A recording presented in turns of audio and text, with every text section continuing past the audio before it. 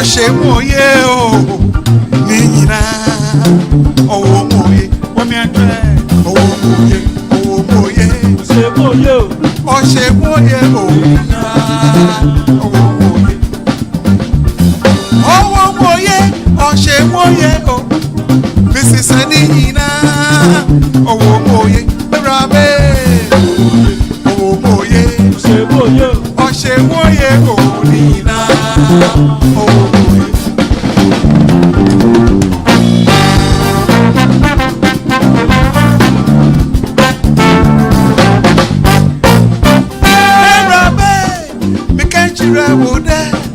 Mrs. Nina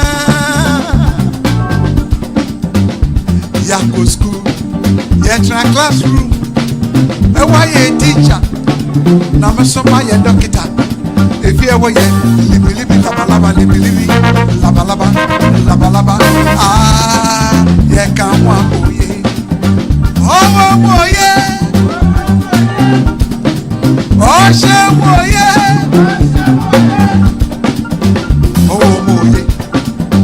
Oshemoye o Nina Oh moye Rabe Oh moye Oshemoye o Nina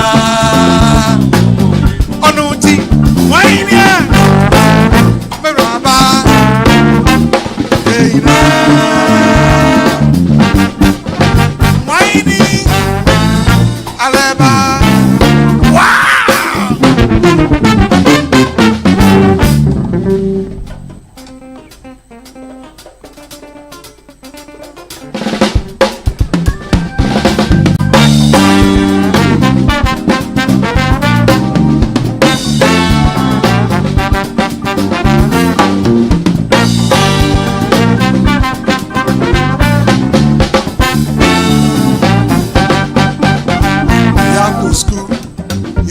classroom Ewa ye teacher Na mesoma ye dokita Obiswa ye nurse Obiswa ye kaya yo Ewa ye politician Na mesoma ye musician Efi ewa ye libi labalaba libi labalaba Ah ye kamwa oye Owo moye Oshe moye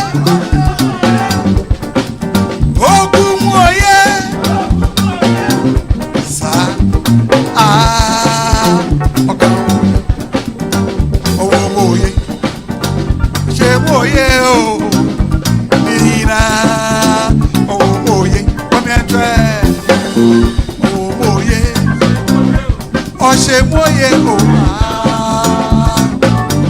Onuti Wainia Aleba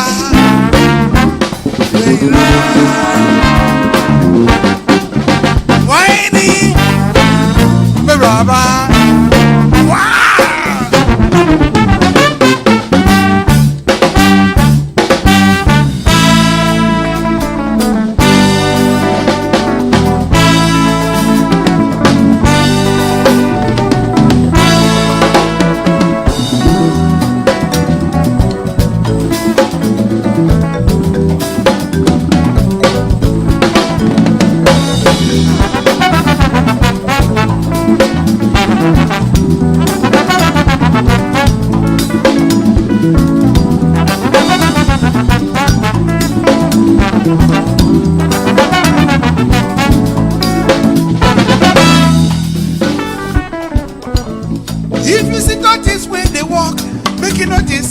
Around, he go there before you, my brother. I be so, yes, hey. If you see donkeys where they walk, making nothing, say they grown around, he go there before you, my sister. I be hey. If you see pikin when they cry come from school. It teacher no do what no. The situation where you cause some abi. So, hey. So. See, I don't see. If they for one corner, put your hand for job. The situation where it was some Abi. It is so, yes, hey.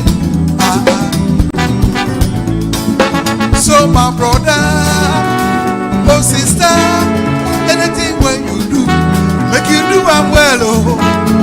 If you be teacher, I say, yes, you be father, brother, you be kaya, yo, I say. But if you be president, now what? Yes.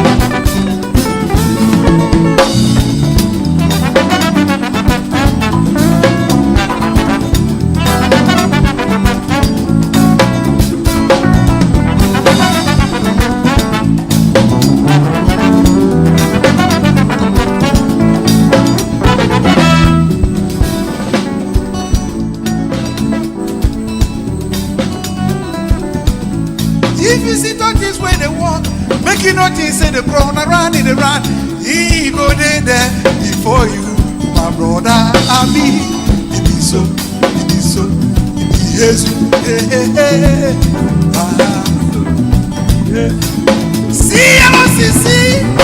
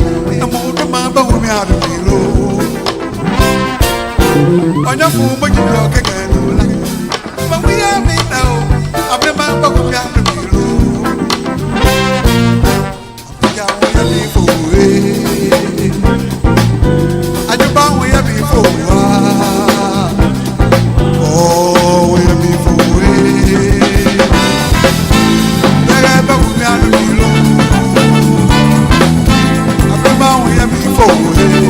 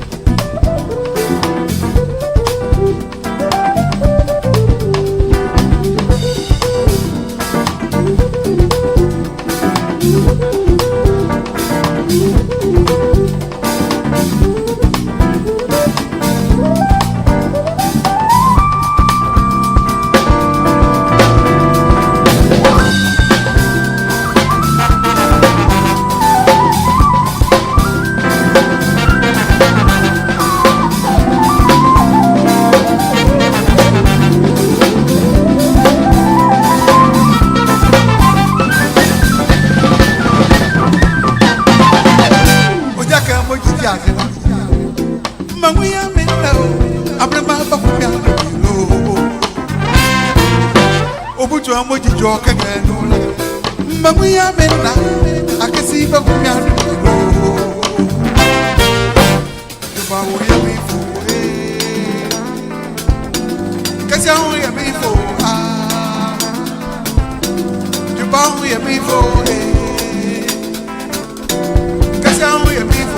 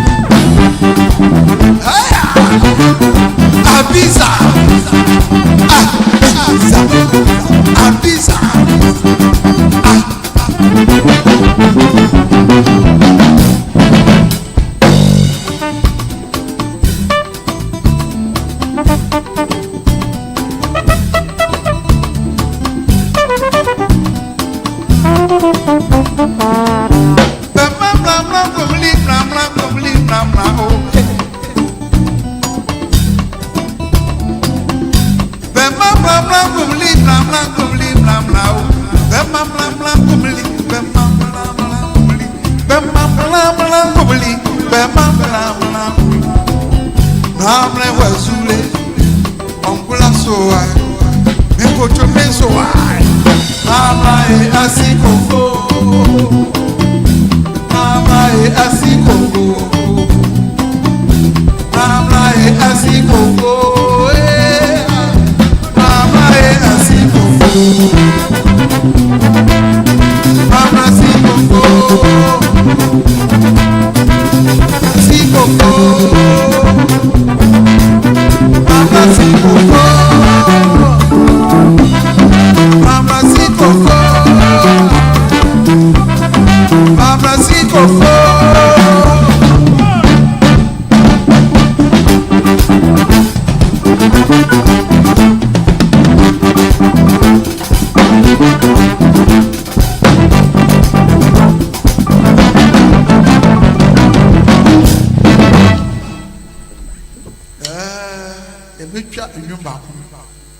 Na the man you know, say Mr. Fuma is ready. You don't want to go.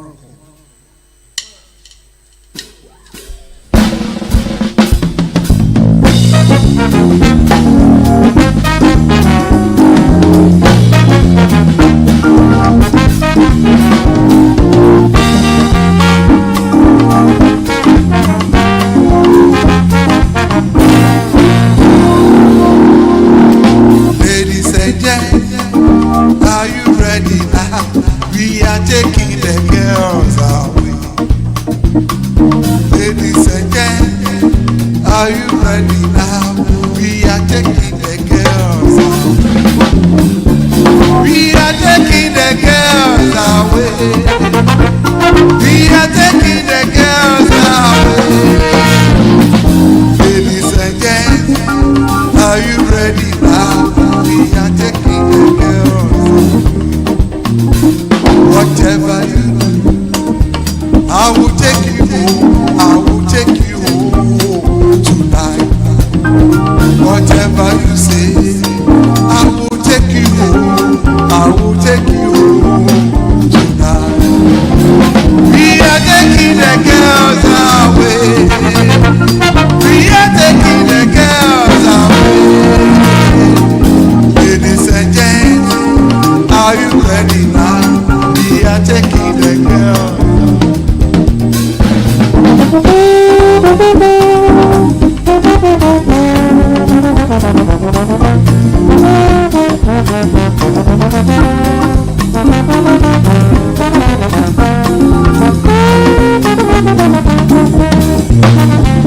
We are taking the girls away. We are taking the girls away. Ladies and gents, are you ready now? We are taking the girls away.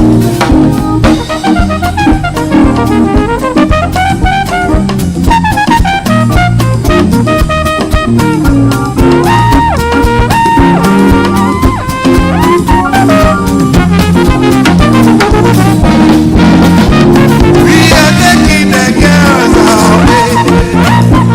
We are taking the girls away. Ladies and gents, are you ready now? We are taking them. Okay, bring it down. You're about to the fantasy. You are no one. Someone you can't. There was some place you put in another pastor. You are no one. Someone you can't. There was some place you put in another pastor.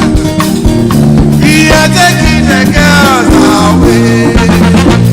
We are taking the girls away. Ladies and gents, are you ready now? We are taking the girls away.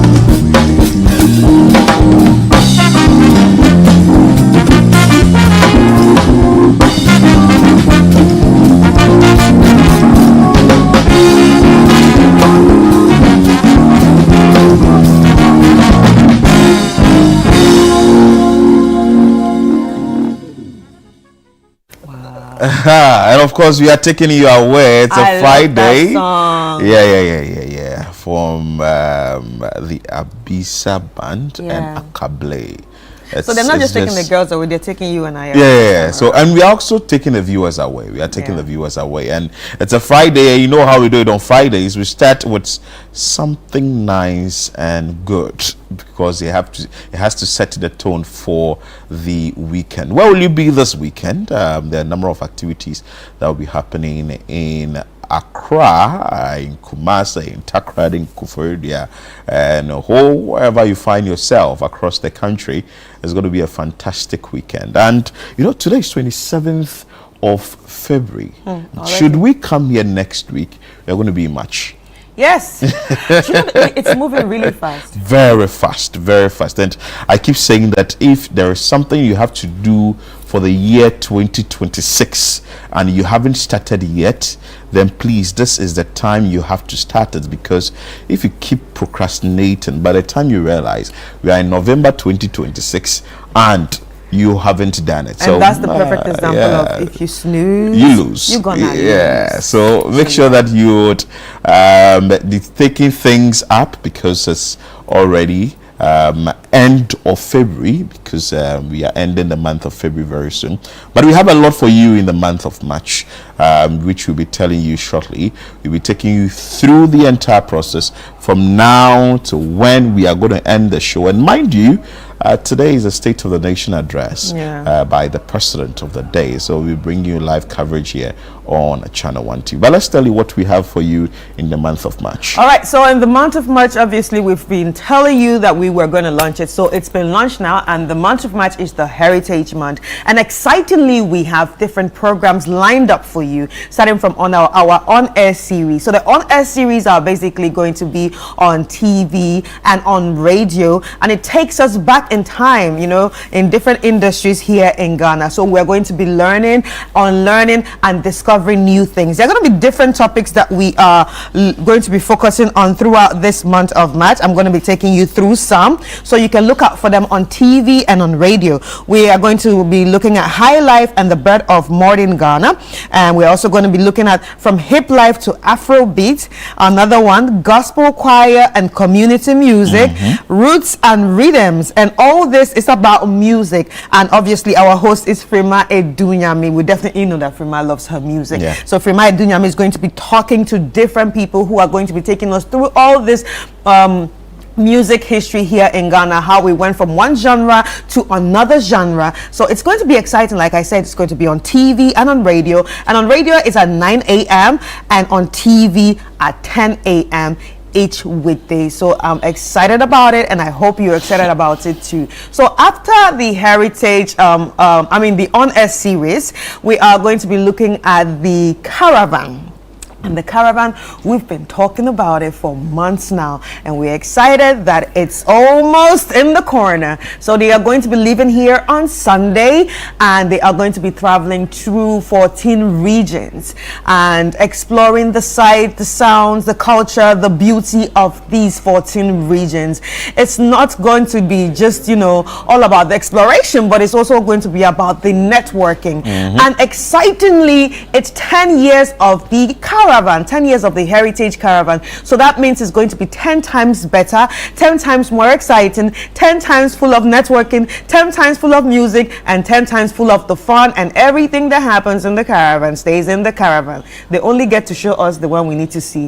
But some of the things, we do not get to see them because we are really not on the caravan. So like the ones we're going to see, we're definitely we're bringing it to you here on, you know, from Breakfast Daily to all other, you know, shows right here on Channel 1 TV. And if you also want to see more, the behind the scenes, you can go on our social media platforms. Follow us on Facebook, follow us on Instagram, follow us on X or Twitter, and then you will get to experience some of the things that wouldn't be on air. And after that, we are also going to be looking at the Back to Your Village Food Festival. The 28th and the 29th, we're all heading to the Efua Sutherland Children's Park to be to experience something exciting. And it's all about food. It's all about gastronomy. It's all about delicacies. And these delicacies are all from our villages. We are going to be going back to the origin of certain foods in Ghana. So if you do not want to miss out on it, please put it in your calendar right now, your reminders, however you want to put it, your alarm, write it somewhere. Tick up that calendar. The 28th and 29th is all at the Ifro Sutherland Children's Park from 10 a.m. to 6 p.m. each day. We are going to be eating local meals. And if you know that you are a vendor and want to be part of this, please reach out to us on 0205 973 973 0205 973 973. And to top it all, I want to say a very big thank you to all our sponsors. Thank you so much for holding us down throughout this Heritage Month. ADME Granite Paste, thank you so much for being part of this. Hollad Insurance, thank you so much for being part of this too. And we also have Goyle Energy, thank you so much for being part of this. And Minimi Achoma, thank you. And also Gino, thank you so much for being part of this, for all your rice and sauces. Think about Gino. Omni Basic Bank, thank you so much for being part of this. And also Didi Shito, thank you for being part of this. Piva Beverages, they never disappoint. Thank you for being part of this. Nanash Rice, who just joined the group chat, thank you for being part of this. And also Caveman Watches, thank you for being part of this. And excitingly, the people going on the caravan are going to be enjoying all this, all these sponsors. So thank you so much. So we also have the GTA. Yeah, the GTA is also part of it. The Ghana Tourism Authority. I mean, we are going around the country, so it's only fair that GTA is part of it. So thank you so much for making this a memorable march for us. It's going to be exciting, so stay tuned. And of course, as we are championing this year on Channel 1 TV and CC 97.3 FM, we are also championing a campaign that has to do with the Made in Ghana Rice campaign. Anytime you go out there to purchase rice, you want to ask for Made in Ghana Rice. Yesterday, Nana Rice was here. We had an interesting conversation with them. We will be bringing you that particular video later on the show. They spoke about a number of things that you can really benefit from once you eat local rice, because they believe it's nutritious that maybe some of the foreign ones that you have been buying out there. That is the reason why we are pushing this campaign. So eat Ghana, build Ghana. Eat fresh, eat Ghana, build the future. Fresh from our farms to our plate. And this particular campaign as well is to let your meal make a difference. Choose Ghana First. It's in partnership with Agri Impact Limited, MasterCard Foundation, the 24-hour economy, City 97.3 and Channel 1 TV championing this. I want to say a very good morning to the PR department of the Accra Metropolitan Assembly. I understand they are watching us. A very good morning to them. And also keep watching, because we have a lot of things for you on the show and for the month of March. Let's enter our purpose right now. Yeah, the Channel 1 News app. Yeah, the Channel 1 News app. For me, I assume everybody has sort of downloaded this news app, because we've been talking about this news app for a very long time. This news app, we've been talking about it for a very long time. So go to the Google Play Store, go to the App Store, and download the Channel 1 News app now, so you can be informed, because we keep saying that every now and then, if you want to put information across, we definitely want to give it to you on the Channel 1 News app, and just with a notification, voila, you'll be able to get that information. So download the Channel 1 News app today and get informed everywhere you go. Let's start with what we have on the various front pages of the newspapers, starting with the Daily Guide. Start with SML GRA scandal. U.S. Justice Department gets Ofori at extradition papers.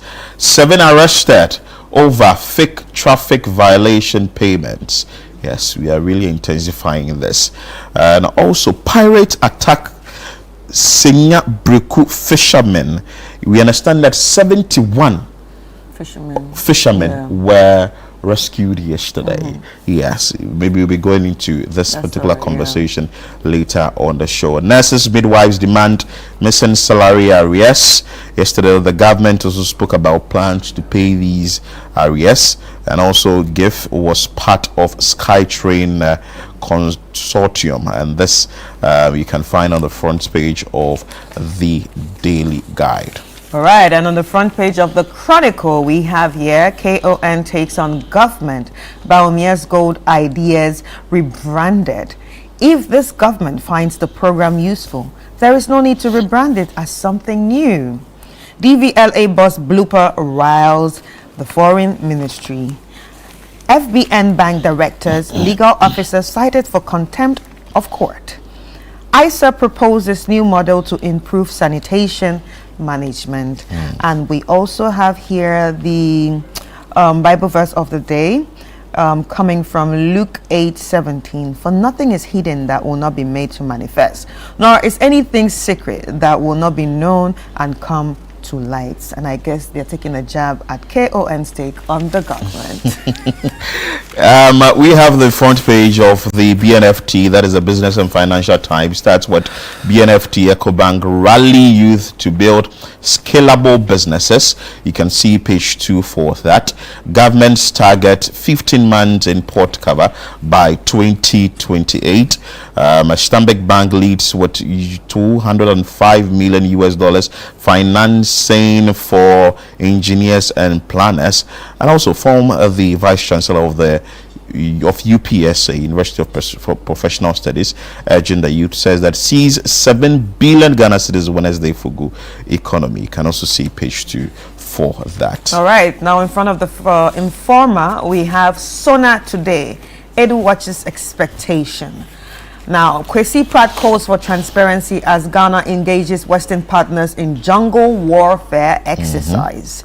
Senya Bereku fishermen rescued after gunmen attack. Seizure of government irrigation land. National security fingered. And we have the picture of the National Security Coordinator, COP Osman Abdul Razak there. Ghana now West Africa's second largest economy. And this is by the President, John Dramani Mahama. And government pushes for new reserves policy. Minority raises objection. Demand focus on jobs. On the front page of the Daily Graphic, which starts with Stanbic Bank leads $205 million US financing for engineers and planners, and you can see the picture there of Ibrahim Mahama, CEO of Engineers and Planners, and Kwamena Asumenin, Chief Executive Officer of Stanbic Bank Ghana, signing the agreement. And also Sona, State of the Nation address to focus on policy initiatives, economic stability. You can see page 14 for that. The Health Minister, Kwabena Mintah Kandor, is also on the front page, says that more doctors accept postings to deprived regions, and also release 60 billion Ghana cedis pension funds for 24-hour economy. Producer price reduction threats to farmers' survival, cocoa industry. Agri farmers declare at forum. So we'll be giving you the platform later on the show. I'll be asking you what you want to hear the president talk about in the State of the Nation address, now that a number of things have been happening in the country. Chris. All right, on front of the page of the Inquisitor, we have, as candidate pursues unity, NPP gurus harass DMB, overrunning mate slot. GRA implements tough plans for 2026. Please be assured, Adentan roads will be fixed. And this is coming from our MP, Mohammed Adamu Ramadan, who is our MP. I'm talking about my area. Because our roads. DVLA says... Is that bad? That's Santo area. Oh, okay. Are you asking if my roads are bad? Okay, that's fine. That's fine. You go. My car. You go. We don't want to start a whole show conversation on it. So you go. Right. DVLA sets record straight on overseas licensed services, and that's what we have on the front page of the Inquisitor. On the front page of the news center, start with GANRAP, which is the Ghana Accelerated National Reserve Accumulation Policy, as repackaging gold for reserve.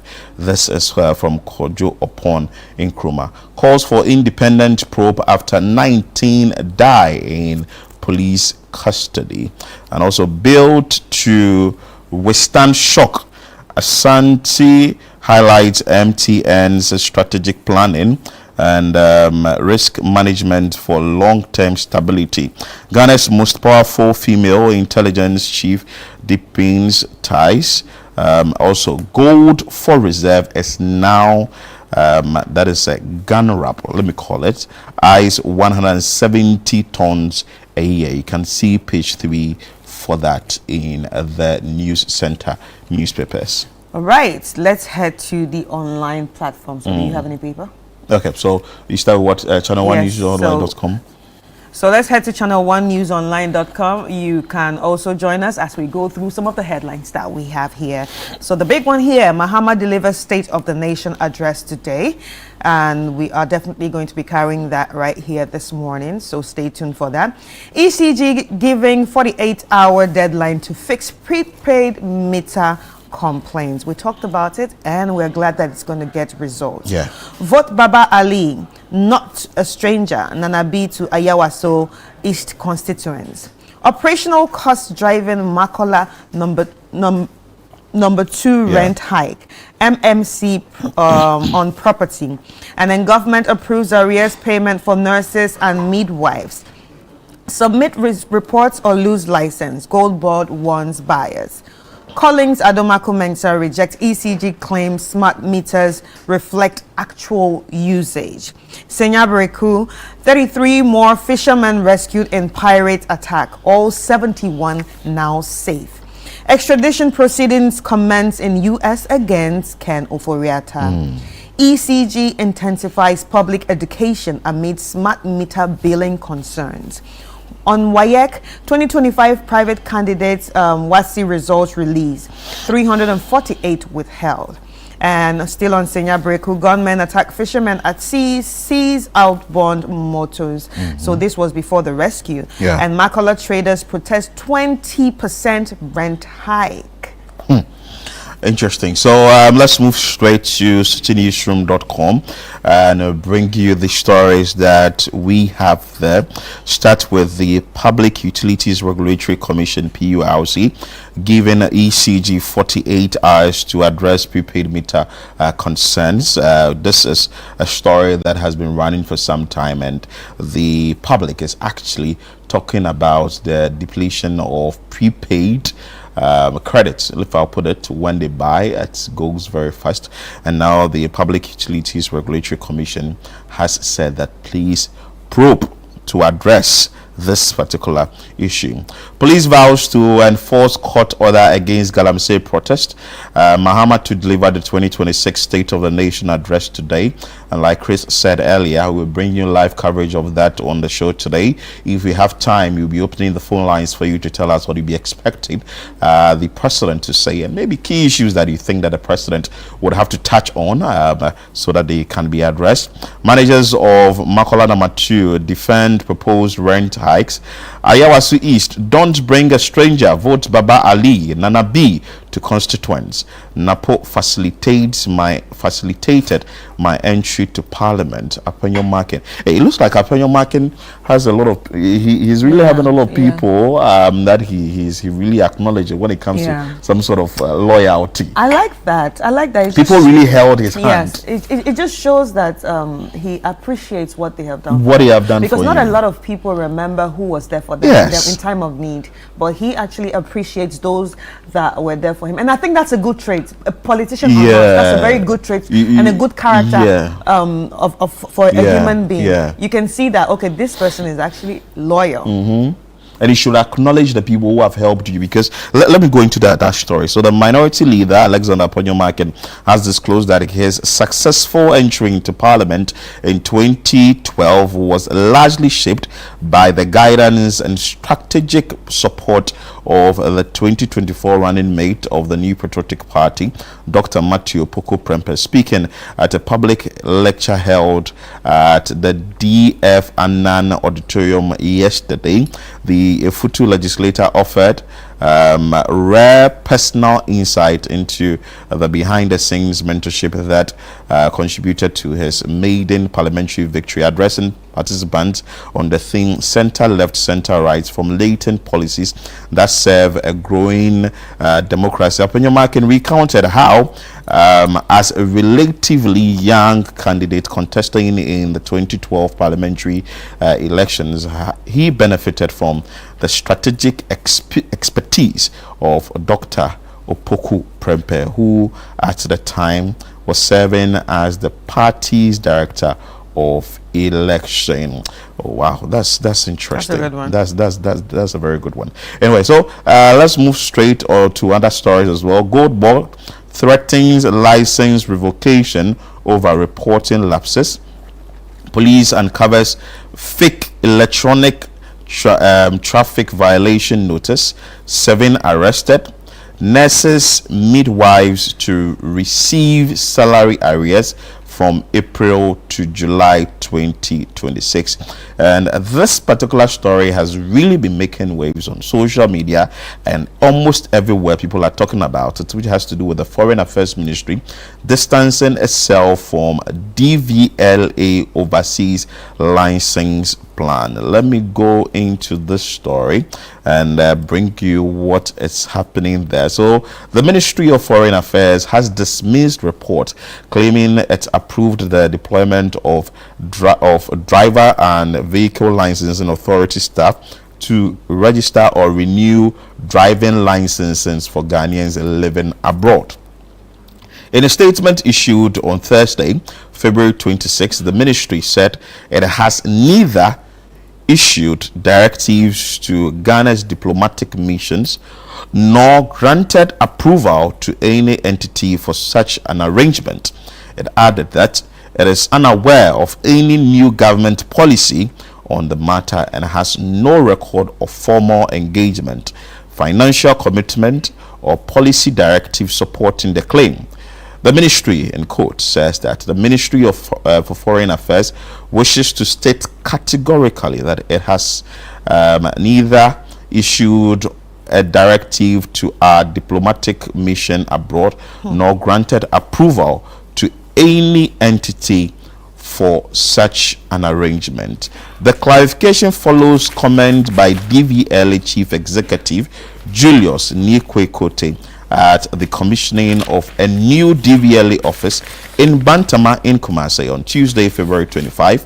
He told staff they would be traveling to provide licensing services to several countries, including United States, Canada, Germany, the Netherlands, and the United Kingdom. Well, it's been an interesting one. A statement from DVLA trying to clarify this particular issue. Yesterday we spoke about it on Trends. Yes. Then we are now seeing a statement from the Foreign Affairs Ministry distancing itself from what the DVLA boss said. And it's going to be interesting days ahead. And you know, like we said yesterday, this actually popped out from a poster that Joy News actually put out there on social media. And when his statement actually came out, you know what Joy News did? They actually brought a video of him, you know, saying the same things that they wrote there. So, like you said, it's just going to be very interesting. Yeah, interesting days ahead. Wow. For me, I think that based on what is happening, I think that they should have actually dealt with this backdoor, try and address the issue before issuing the statement, because now that this is issuing a different statement, this is also issuing a different statement. Now I see that there are videos of Julius Nikwe also coming up to say that, well, there was a meeting that was held in 2025 to this effect, but you know, sometimes I can have a plan with you that you want to execute something, but we are not supposed that I go ahead to put it out there because I want the general public to know that we are working, or we are trying to do something. But if it backfires, then it's going to be like, okay, we agreed, but we spoke about it, but there wasn't any form of agreement. But you know what that behavior is called? What is it called? You know the Nigerians call it. What do you call it? Cho.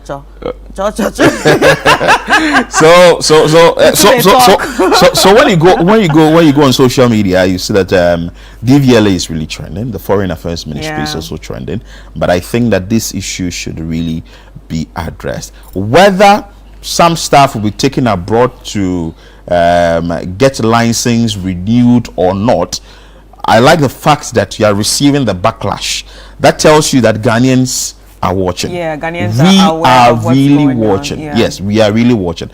And whatever decision you take as an entity, whatever decision you take as a government, Ghanaians are watching. So you wouldn't want to sit somewhere, take a decision, and you wouldn't think that people are discerning. People are really monitoring whatever activity is going on. So DVLA, Foreign Affairs Ministry, whatever conversation you need to have between the two before the general public is going to hear something. Fix it, because I keep saying this, if you do not fix it, and maybe it's going to be sort of like entrenched positions. This one is saying that, this one is also saying that. There's one government, and at the end of the day, whatever decision you take or do not take affects the government. And you know, because everybody is saying different things, it really looks confusing So and unserious in the eye of who is telling the truth? But anyway, you know, it's Friday, and obviously we always give you some entertainment news. Let's check out what's on GhanaWeekend.com. We have Obrafo praises Bulldog for handling Shatawale fallout professionally. Sefa praises Stonebwoy's perfectionism on Busybody, which is a new song that they just released. And Holy Child turns 80. And 2001 Sapphires to hand over water project. And I Am Not Ready, PhD Esther on secular features. EL, ownership of Azonto killed the sound. Well, that's interesting. Molly bags 4 nominations at the IRAWMA. And zip your trousers. Prophet Nanase Sarkodie warns men. Ernest Edukumi, pressure to impress is destroying lives. I show Speed Eyes Ghana trip with Ronaldo, and I think he said it on one of his streams that he's trying. If he has to bring one person to Ghana, that will be Ronaldo. Oh wow, that will be very interesting for all Ronaldo fans. Channel 1 TV City FM launches Heritage Month in style, and as you can see, that's the picture of Philip in the corner wearing red. And Tiwa Savage partners Berkeley to launch music program in Lagos. All right, so those are some of the headlines that we have on GhanaWeekend.com. So if you want more entertainment, all you need to do is head to GhanaWeekend.com or follow them on social media. Let's take a quick break, and when we come back, we will be back with more.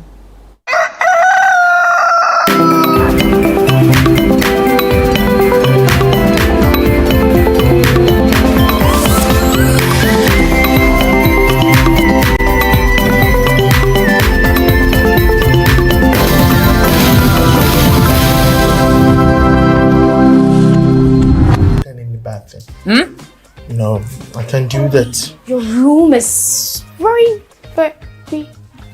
Oh, mommy, daddy, she went to my room. She didn't keep long. She just went in and she's coming back and she has come back. Okay. Who they say? Who they, madam? Guess she went into your room to deposit some charcoal. Of course, I know her. She's Salma, the charcoal seller's daughter. And she's a political science graduate from the University of Ghana. That too, I know. How do you know all this?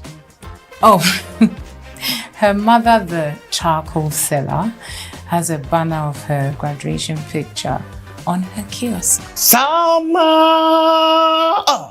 You are the best in my life. Oh, yes, you do. You are. I love you. The Blank Saints, coming soon on Channel 1 TV. The vibe is too much.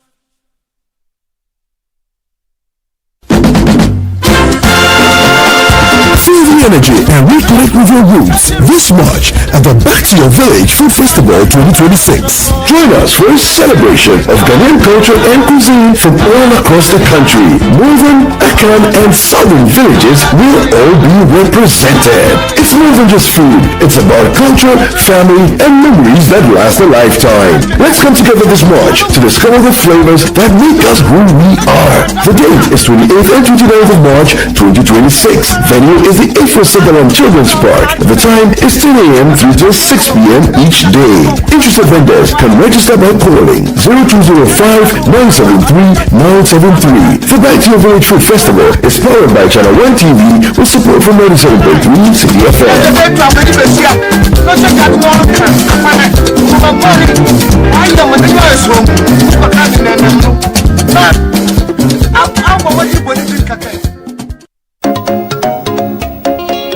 As part of Heritage Month 2026, we bring you the on-air series, Our Culture, Our Story, Our Identity. In week 1, the sound of our identity.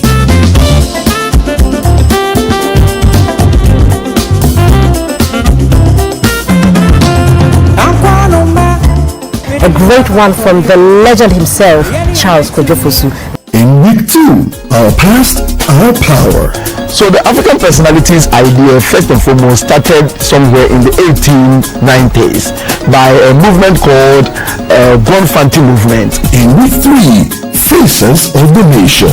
In week 4, What We Eat, Who We Are. A typical Fanti palm nut soup is a United Nation soup. Yes, a United Nation soup. So you have fish in there. I will not make palm nut soup unless I have periwinkle.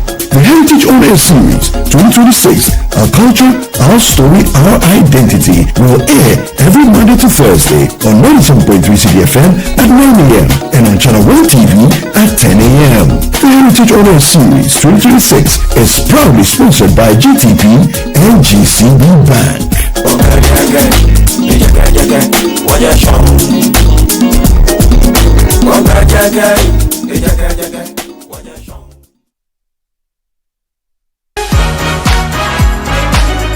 Welcome to the Heritage Month. This week on the Upside Down Show, the man who made the Kologa famous, the voice of tradition, culture, and legacy.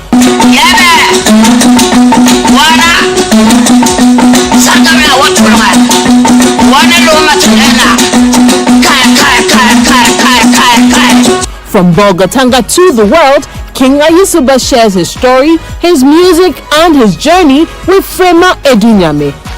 If God will give you something, it will take you to somewhere. Because the bone I getting to 6 years, I cannot walk. Really? Yeah. Okay. Many people walk. 4 years I cannot walk. But what was wrong? I don't know. Okay. Because my grandfather used to play Kongo. So they put my grandfather Kongo for the room. Okay. So if I saw the Kongo, I start crying. Why? Because I want to play. Okay, but you couldn't walk to go and play games. It is our Heritage Month. This is what truly defines who we are as a people. Don't miss it this Sunday at 7 p.m. on Channel 1 TV.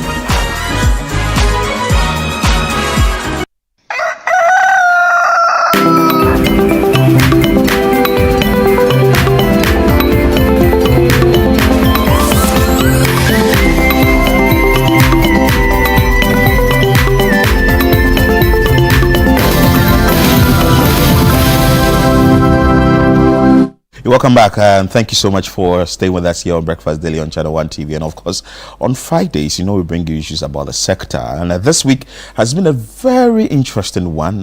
We've had issues with students not trying to comport themselves very well. We've had issues with the education system. We've had issues coming up with, say, people going to school, among other things. But we have to instill discipline.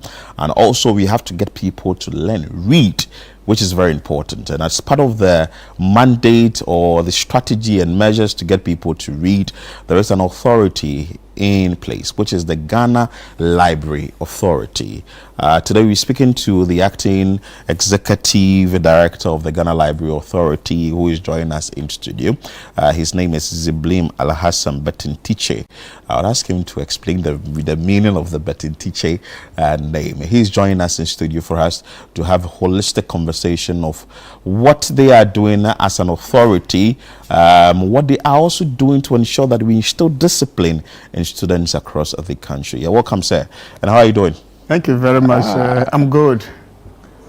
And I hope all is well with you too. All is well. We are glad to have you this morning. I'm glad to be here. I told viewers that we will be asking you to explain we know Ziblim, we know Al Hassan, we hear it everywhere, but the Betintiche.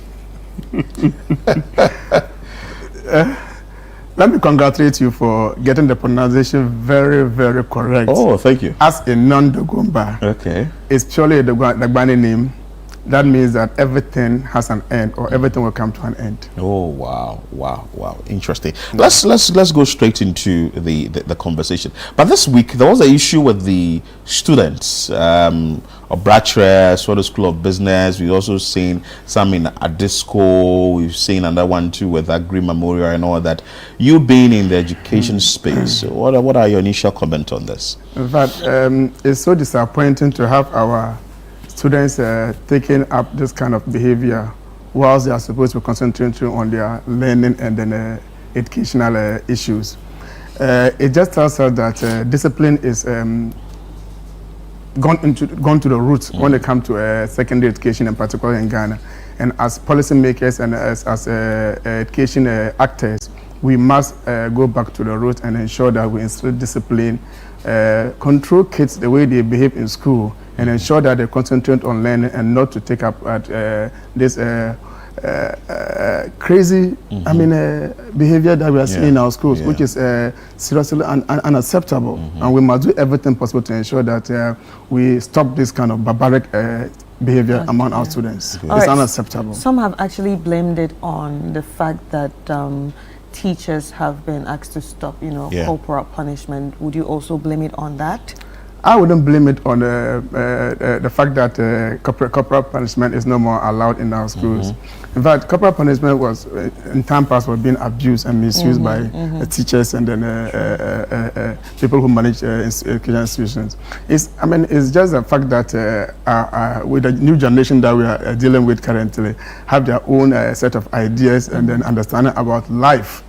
And they think that the rights are unlimited. They must do whatever they want to do and get away without limits. But there's no right without responsibility. Once you have a right, you also have a responsibility to ensure that your right does not go beyond where it's supposed to be. There's a limit. Wow. So we must make sure that we get our kids to behave responsible, and especially when they are within the educational environment. Wow, that's it. Now let's enter the conversation proper with the mandate of the Ghana Library Authority. What is your mandate? Thank you very much, boss. Our mandate, guided by Act 327, which was put in place in 1970, so that's over 50 years old act. Yeah. In fact, comes from an act, what we call Cap 118, 1949. In fact, to let you know, the Ghana Library Authority is the second oldest institution in Ghana after Cocoa Board.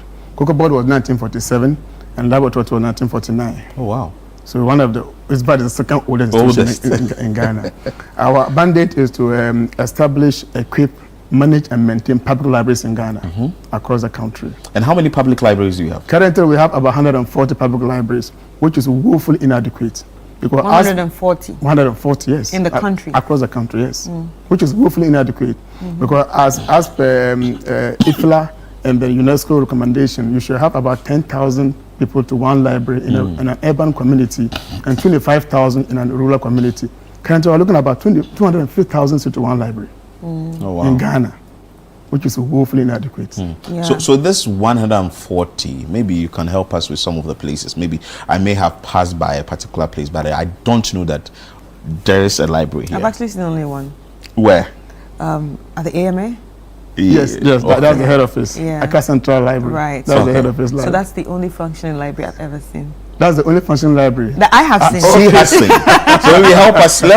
Let's know where these libraries are. In fact, they are dotted across the country, whether it's in Tamale, Bolga, Wa, Takwa, Takrade, Ho, Sekendi, airports here in Accra, Kawokudi, which was the National Children's Library. Oh, wow. Yes, National Children's Library is there. Dodowa here in Accra.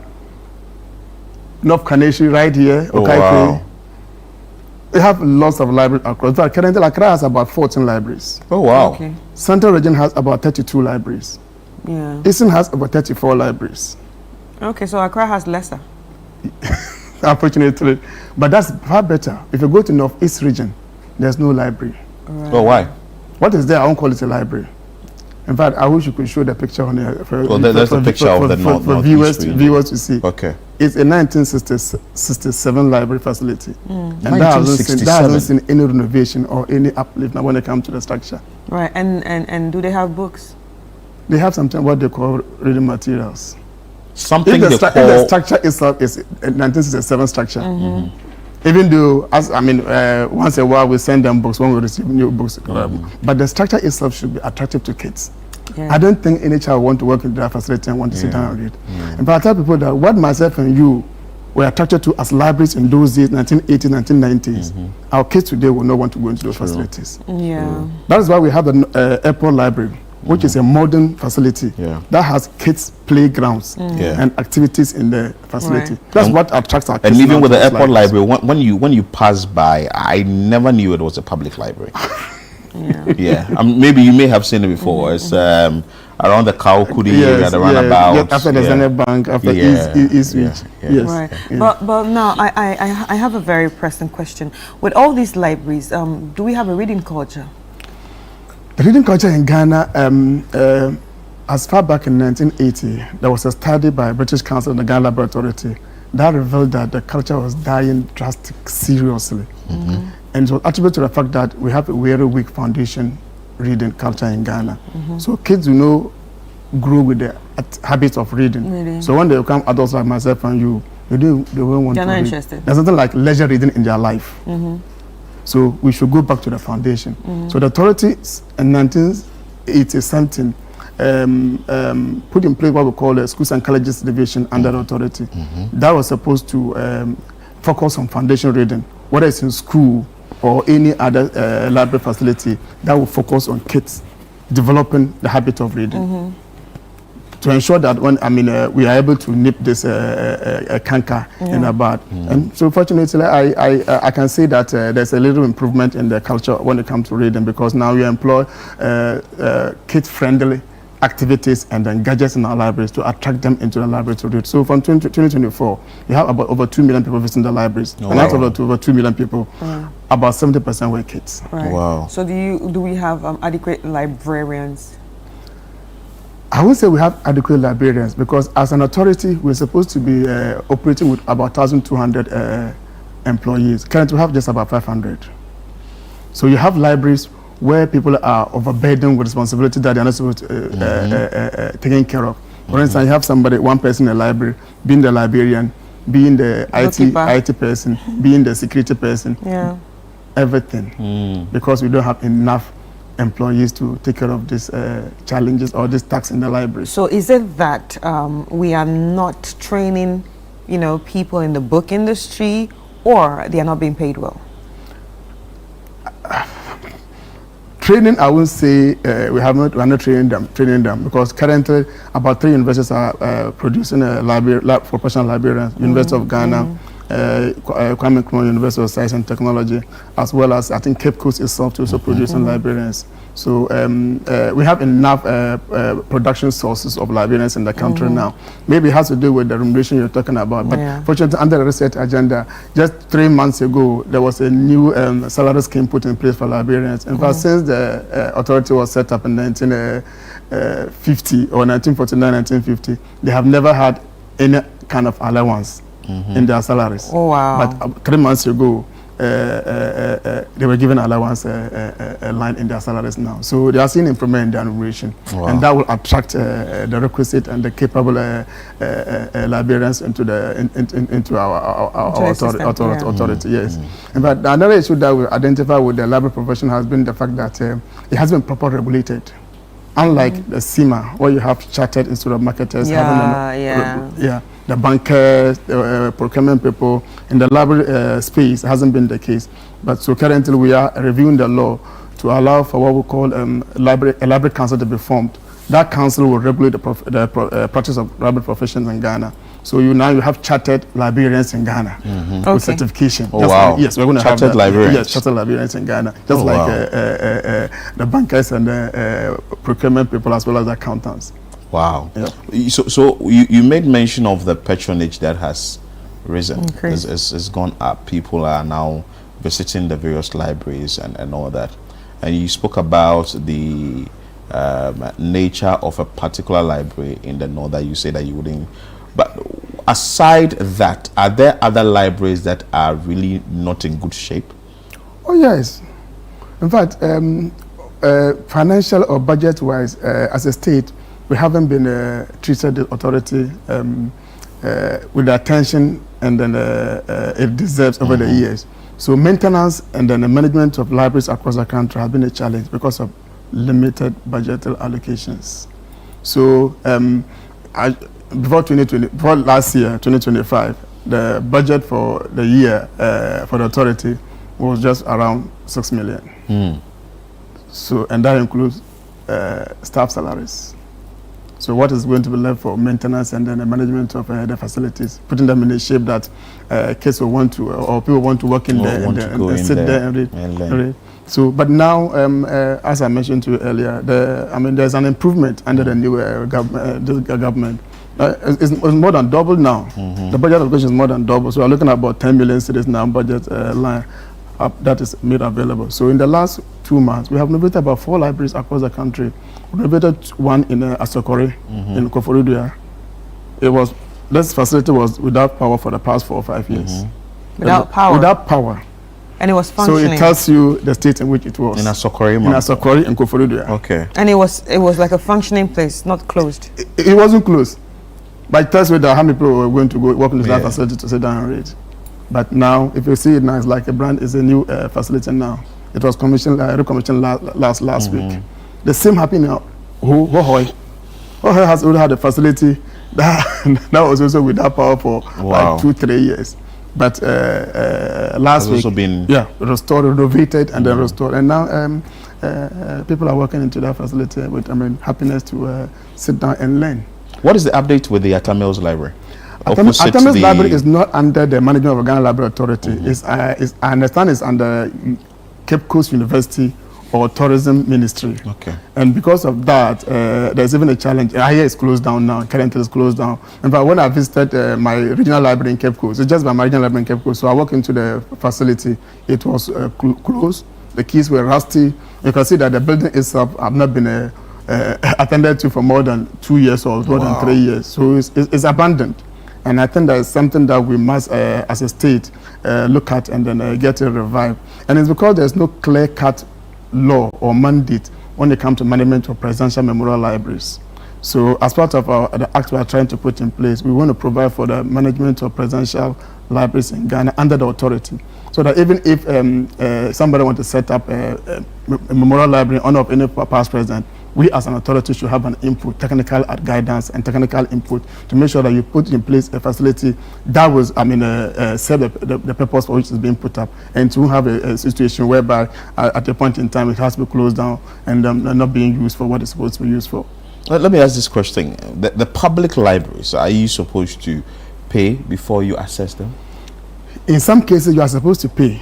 For instance, at the National Children's Library, which is a specialized library, it's not for free. You register and you pay some small fees to help us maintain the facility, pay for utilities, and then and even organize other programs that will invite or that will bring kids closer to the facility. So we pay something small. But if you just walk into any other public library, you can sit there, read, and then without paying anything. But if you want to borrow or take away a book, then that way you have to be a registered member. And you some 5 cedis maximum 19 to 20 cedis, maximum, depending on where you are doing it from. But the school kids are supposed to pay, some of them pay 1 cedis, some of them pay 5 cedis.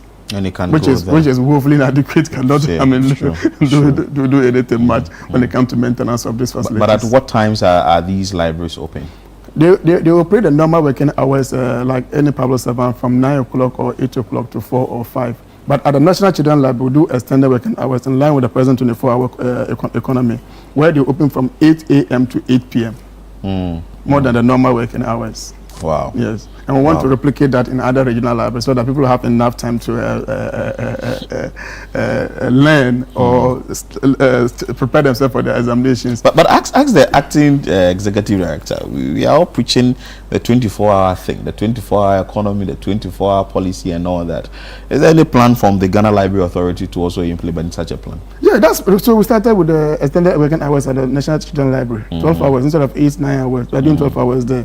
And so is it run by shifts? So we have 2 groups of. So there's 12 hours. We're asking for the 24. Yes, we'll get there. You have to pilot. We are piloting the standard working hours because I mentioned to my lady here that we have a limited number of staff members. Yeah. So you don't have enough staff. You can't keep one staff person from 8 o'clock to 8 o'clock the following day. It will be difficult. It will be very difficult when you don't even have any extra benefits for the person. So, but at the National Children's Library, we are put into into place 2 groups, 2 shifts. So some come from 8 o'clock and close at 2 p.m. and some take over from 2 p.m. to 8 p.m. And we want to replicate that in all other regions. So is that to say that if you get more people, you can do that 24 hours? And we'll get more people, we'll get more people. The reason why I'm saying that sometimes you'd want to do a quick research, maybe later in the evening around 10, 11. And you know that during that period, it's very calm when you are learning, you are studying and all that. And you'd want to enter into a library and learn something. Yeah, in fact, in the library, you have what we call study rooms for people. Those ones are not closed. They're open 24 hours. Okay. Or in the library? You have study rooms, reading rooms. They are open 24 hours, as well as the National Children's Library. Is that where you go and sit down and take a book, somebody should be there to assist you. But when you're taking your own material to go and sit in that open space and do your own studies, for whether you are going to write a medical school examination, Ghana bar examination, or accountants, anything, there's a 24-hour open room for that. And how frequently are they patronized? People are using them. Sometimes we don't even have space to accommodate people. Except when the season for those examinations.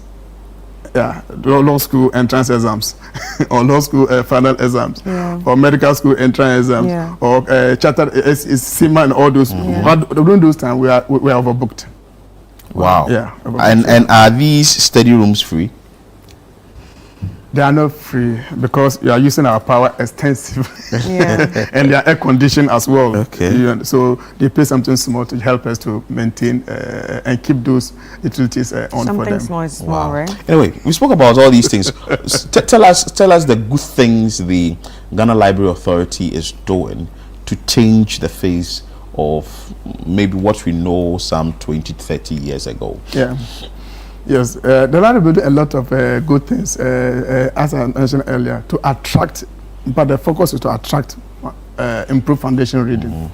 So now we have a DG app, a mobile library app that you can go online and then access reading materials, and there are over 14,000 or reading materials online for you to access, whereas some of them are even e-books. Some of them are audio visual, some of them are all kind of digital material that you can access online, just to ensure that you don't necessarily have to visit the physical library space to access this resource materials. So wherever you are located, where we don't even have a physical library structure, you can still go online and access it. It's one of the major things we are doing to increase our reach, and then ensure that people have access to needed reading materials for whatever reason they need those materials, whether it's for research, for preparation for examinations, or even for pleasure or leisure reading. Yeah, we have that in place. Currently, we also, as I mentioned to you earlier, we're also renovating some of our libraries, and just to make sure that I say that make what you have look good, so that you can attract more. With the limited resources that we're operating with, we're trying to change the face and the state of some of our libraries, so that people will be attracted, especially the kids. And for kids, if it doesn't look good, they won't come. Right. Yeah.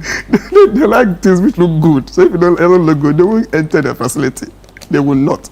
So we're trying to renovate some of the libraries, and we are doing it in phases. Currently, we've done about 4. I mean, 2 in Accra, 1 in East region, 1 in Volta region, and we'll escalate it and ensure that all the other libraries that are not fit for purpose, we up them a little bit. But they are doing a lot. We are trying. And you have an app too?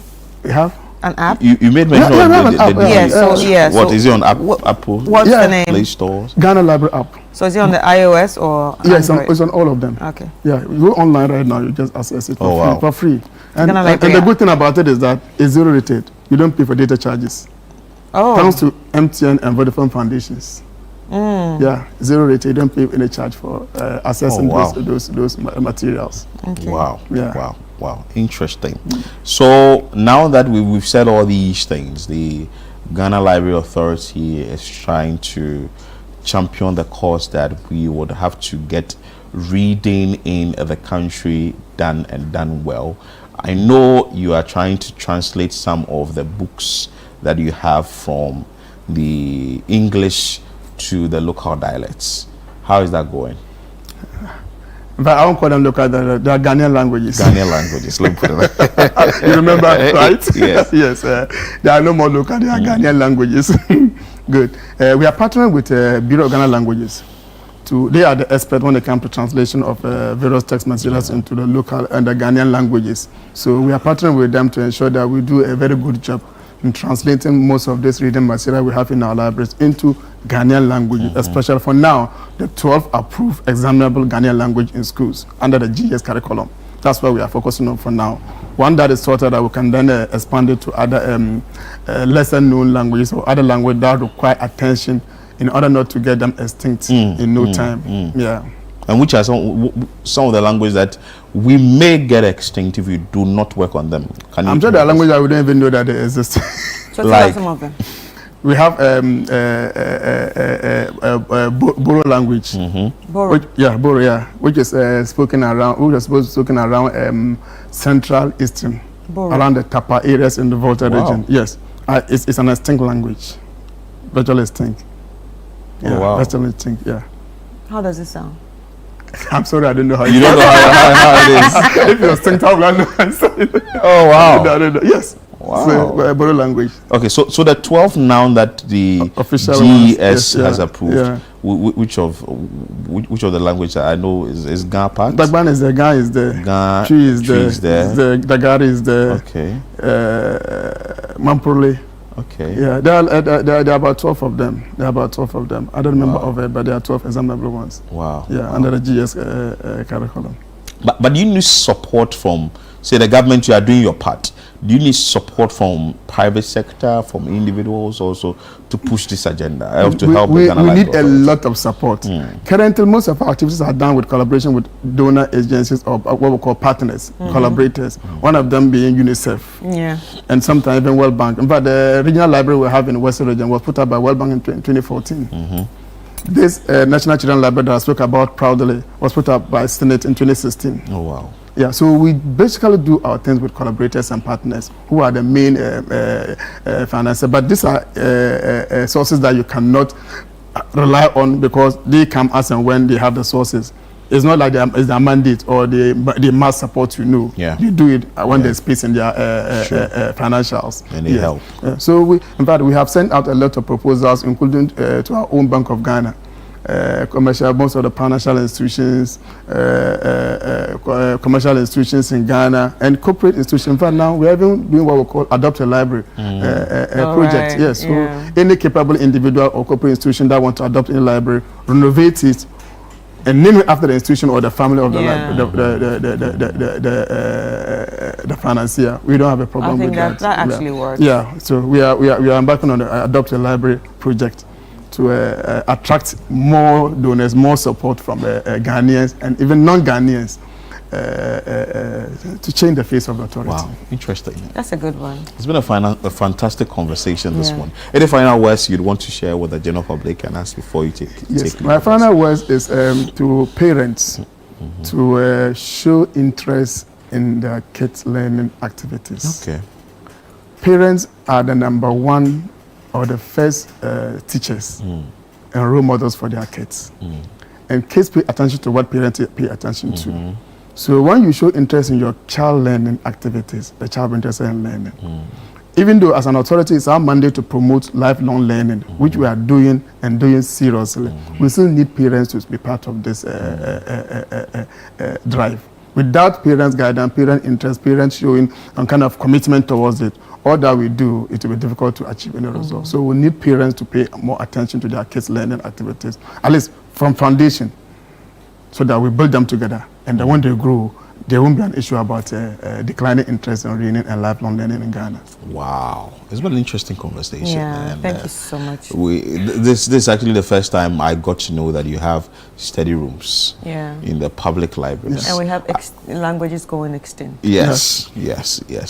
Interesting. We will definitely bring you here another time so you can have conversations around that.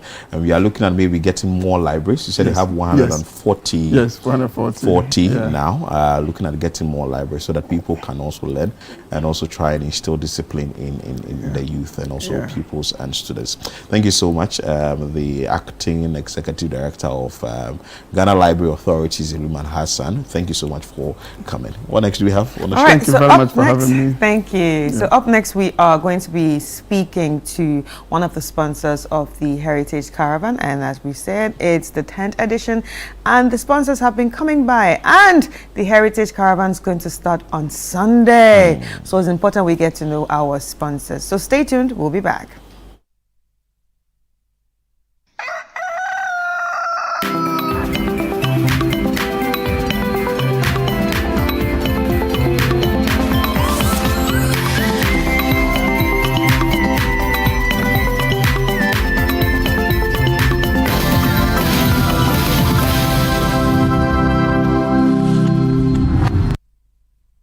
Grateful that you stayed with us here on Breakfast Daily on Channel 1 TV. And of course, you are preparing for the Heritage Caravan 2026 as a 10th edition. And of course, we are bringing you exciting sounds and sights here on Channel 1 TV. But there are organizations that have held us on, supporting us and sponsoring us so we can do this successfully. One of them is Nana's Rice, and in studio we have Nana Owusu Echa, who is the chief farmer for Agro Kings Limited.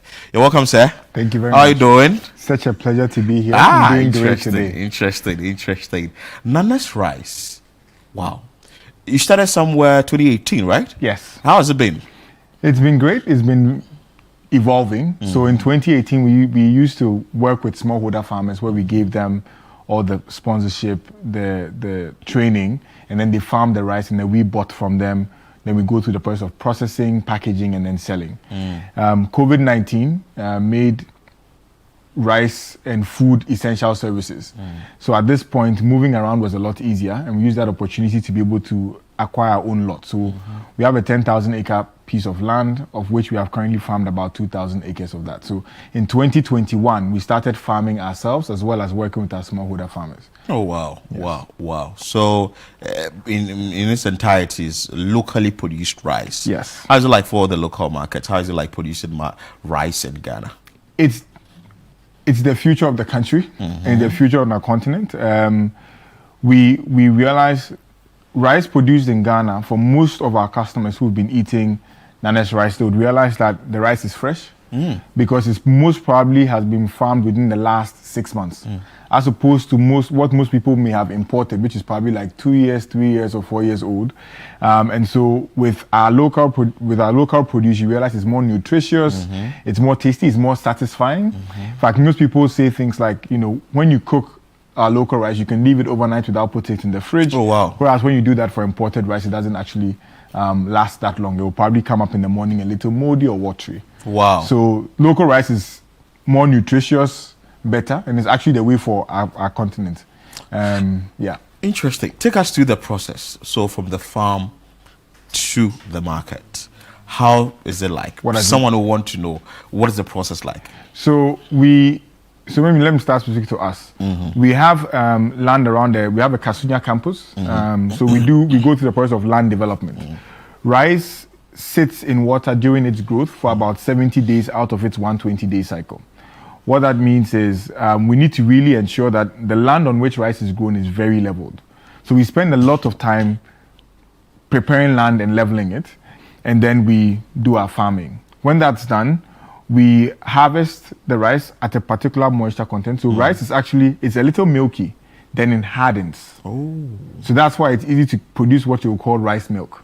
Oh, wow. So when the sun hits that, it gets into, in its husk, it becomes harder. Then we further dry that, and then we send that to a milling site. Beautiful. At a milling site, the husk of the rice is removed, and then what we call polishing. So most rice, when you remove the husk, you actually see it's brown rice. But then we do a bit of polishing because we remove the bran that's around the rice, and then you have what you call white rice. The more you polish it, the finer it looks and the whiter it looks. By natural fact, you've taken most of the nutrients out of it. True. And so most time people really want very white rice, very white looking rice. You've really taken out all the nutrients, and you're just eating the carbohydrate that's left. But it's fine. It's what we have become used to. So we do that milling process. Then we go through our packaging.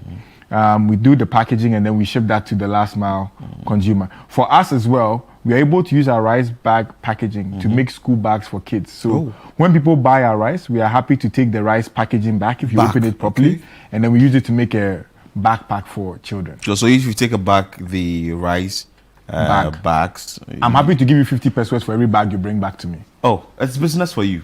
Yes. It's actually business for you. So just get into it. Buy Nana's rice today. Make sure that you take the bag back to them, and they are going to give you some coins, right? Yes. Yeah, they are not coins, it's money. Money. Let's put it that way. But your rice is in what kilos? So we have 1 kilo, we have 5 kilo or 4.5 kilos, we have 25, and then we also have 50 kilo bags. Oh, 50 kg? Yes. Oh, wow. And we don't actually only produce rice. We are also producing a product called dingo. So dingo is where we added value to rice. So when you have rice, there's a long grain rice and there's what you call broken rice. Okay. Broken rice is just like long grain rice. Just that in the process of it being milled, it may have gotten broken. Oh, okay. So we use the broken rice to actually produce what some of our local market women call it imported Tom Brown. Oh. So we actually have a product like that, which is like a breakfast cereal. Is that what it's called, a dingo? Yeah, it's called dingo. Which is on market Which is now? on the market as well. Oh, okay. And then we are hoping to get to a point. So for dingo, you cook that for about 10 minutes, and then you have your meal. But by the end of the year, we'll probably have the instant version as well. Oh, wow. We already have the instant version, but it's not being mass produced. But we've done that with FDA. We've done that with our Food Research Institute. So that's a product that's in the market now, even with our FDA number. So let me ask you this question before we come to the reason why you've chosen to sponsor Heritage Caravan, and if you have been on the caravan before as well. Yes. It's been an aspiration for me. Then we'll talk about it and what you're expecting if you should visit the caravan. How easy or difficult is it for one to get your rice on the market? What's the most difficult part of it? How easy or difficult to find it? Yeah, to find it. Is it Accra or in the shop close to you? Every single day we are investing in making it closer to you. Good. As we speak, 2 years ago we signed on Melcom. So we are in every Melcom across the country, from Paga to Axim to Aflao. Wow. And in fact, I've visited some of them. So whenever I get into a town or into a region, I'll visit the Melcom and make sure that we're actually in store. So we are in Melcom. However, this month, this being our Heritage Month, is also our Heritage Month. We're ensuring that we've just partnered with a company that's going to give us nationwide distribution in every small corner shop. So now as well, all the way from the northern to the southern part of Ghana, you'll probably find a shop close by. As we speak, we're in about 200 stores across the country. So in Cape Coast, we're in Sontek, in Takrady, we're in Be Kind, Ransbet, in Takwa, we're in Volta region. So in Eastern region, in Accra, we have about 180 outlets through which we sell as well. Beautiful. That is besides Melcom. But this number would probably shoot up significantly this month. Oh, nice. Based on the partnership that we just signed on. So what went into the decision to sponsor Heritage Caravan, touring the entire region, entire country? First off, it's been one of the aspirations I have. You know, people have aspirations of going to Dubai. One of my aspirations is to tour Ghana. I started doing it individually when I realized I didn't have the money for the caravan. You know, so I'll go to one. So we went to Cape 3 Point a while ago. We've gone to Volta region just based on what I've been seeing on the caravan. Look, these are all and I've seen Ghana is such a beautiful place. Wow. But as a company, one of our things have been, how do we showcase the richness in this beautiful country? How do we showcase the beauty of our people? How do we showcase the beauty of our products? How do we show the beauty of our places? And so the caravan actually fits perfectly into it for us. Nice. It's just that it's an opportunity for us to be able to tour the beauty of this country. Nice. I get to spend time with its people, which will be the over 200 people who will be with us on the caravan this year. And then we're also going to be serving them food. So on the caravan, we'll have an Angwamo party. Angwamo party. In fact, it's not just Angwamo party, it's Angwamo party plus protein. Oh, wow. When I say plus protein, I mean the meat, there's no limitation. In excess? Yeah. So we'll be having, on our farm, though it's a rice farm, we have tilapia, we have catfish. Okay. So on the caravan, we'll be having some tilapia, we'll be having some catfish sausage. You know what, before we go on, when will you bring me some of the tilapia? Oh, on the caravan. Oh, I'm not on the caravan. Oh, sorry. Oh, so I don't get. See you 2027. Oh, I'm trying to help. So we'll be doing all the protein. So we'll be doing eggs, we'll be doing egg with pepper in it. Oh, wow. Yeah, kushani meko. Yeah, kushani meko. I'm trying to remember the name. Kushani meko. Yeah, so it will be angwamo with protein. Oh, wow. Assorted protein. And then for most of the people on the caravan, we also have a special package which we'll be distributing to everybody to take home by the end of the caravan. So you have a surprise for them? Yeah, the surprise for them. As for that, I'll bring one party bag for you. Oh, that's nice. So stay tuned. So viewers, you are my witness though. Nana's Rice will bring one party bag for me. Interesting. So now that is this your first time of sponsoring? This is the first time of us sponsoring the caravan. Wow. Yes. And you're here to stay? We are here to stay. Wow. Yeah. The caravan fits right into what we do and what we believe in as a company. But when will you be on the caravan? I'm on this caravan. You're on this? I'm following. 8 days. So my whole calendar, the whole farm is on pause. If you're looking for me, please find me on the caravan. On the caravan. At this point, we'll be going from city here. We'll be going Channel through 1 from Channel 1. Okay. We'll be stopping in Bimbila all the way to Paga to Tamale to Kumasi for a Kumasi party. We'll be having a fufu party in Kumasi. Look, I'm pumped. In fact, I should fast for the caravan. Thanks for reminding me. I think tomorrow and Saturday, I'll join my Muslim brothers in fasting for the caravan. Because you know we are starting with kinky here. I said we are reporting at 5 a.m. to eat kinky. Wow. It's live. Wow. In fact, my bag should be packed. Thank you for reminding me. Interesting. It's going to be an interesting one. I will tell you what. We will bring you all the sights and sounds here on Channel 1 TV so that you can know what exactly will be going on the caravan. But with your rice, if someone wants it, say a school wants it, an institution wants it, someone wants to sell into distribution and all that, how is the person going to get in touch with your outfit and get it in bulk? Okay. So we are actually, first off, we're on social media. So you could type in Agro Kings on Anes Rice online. We'll have our website. In fact, an interesting part on our website is when you put in your current location, we'll be able to send you the closest location to you. The website, the shop side, will show you a closest shop to you. You could also WhatsApp us on the number that I'm going to share. Just so that if anybody wants to be a bulk distributor or you're a school and you want us to give you stock, we are open to doing that. The number is 054 577 3449. 054 577 3449. So they could give us a call, send us a WhatsApp message, and we'll be happy to respond to that. They could go on our website, it's agrokings.io. Or just search Nanes Rice. On Instagram as well, we're there to be able to see what's up or what's going on with us. Beautiful. Final words from you? Final words from me. Yes. First off, I have to give a heads up to our principal farm manager. Our principal farm manager, her name is Pineapple. Oh, Pineapple. Yes. So Pineapple, happy birthday to you. Pineapple. Today happens to be a special day. Nice. Pineapple joined us from day one of the farm when we started in 2021. Oh, wow. And she's been with us till today. If you ever come on the farm for a farm tour or farm experience, we have what we call an agri experience. Pineapple will be happy to host you and take you through, and then you understand why she's called Pineapple. Her smile alone is sweet. So, but final word to our viewers, really, a decision to buy Ghana is a decision to build Ghana. And I can't say that enough.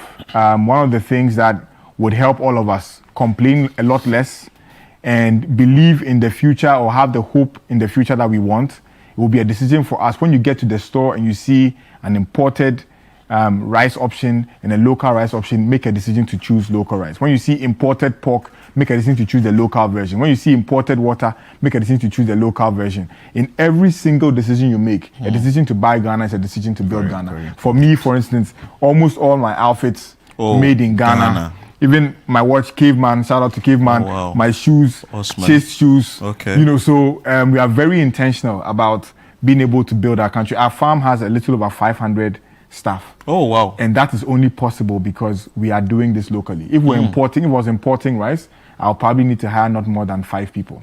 But because we are farming here, we employ over 500 people, of which 90 of them are persons with disability. So it's not just about farming. A decision to buy from Ghana is a decision to invest in Ghana. And that's really the hope for our nation today. Interesting. Thank you so much, Nana Osu Achao, Thank who you is very much for the having chief me. farmer for Agro Kings Limited. And you know, we've been pushing this agenda here that has made in a Ghana rice campaign that we have been pushing here. So make sure that when you go out there, you grab a bag of Nana rice, and they are sponsoring the Heritage Caravan. Stay with us here on Breakfast Daily. We'll be back with more.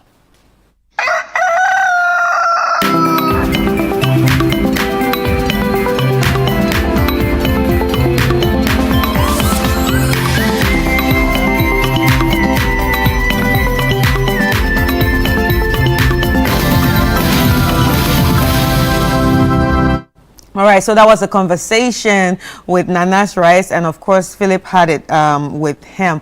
And obviously, we are still talking about some of the sponsors, or say all the sponsors. I think we've almost done all the sponsors right now.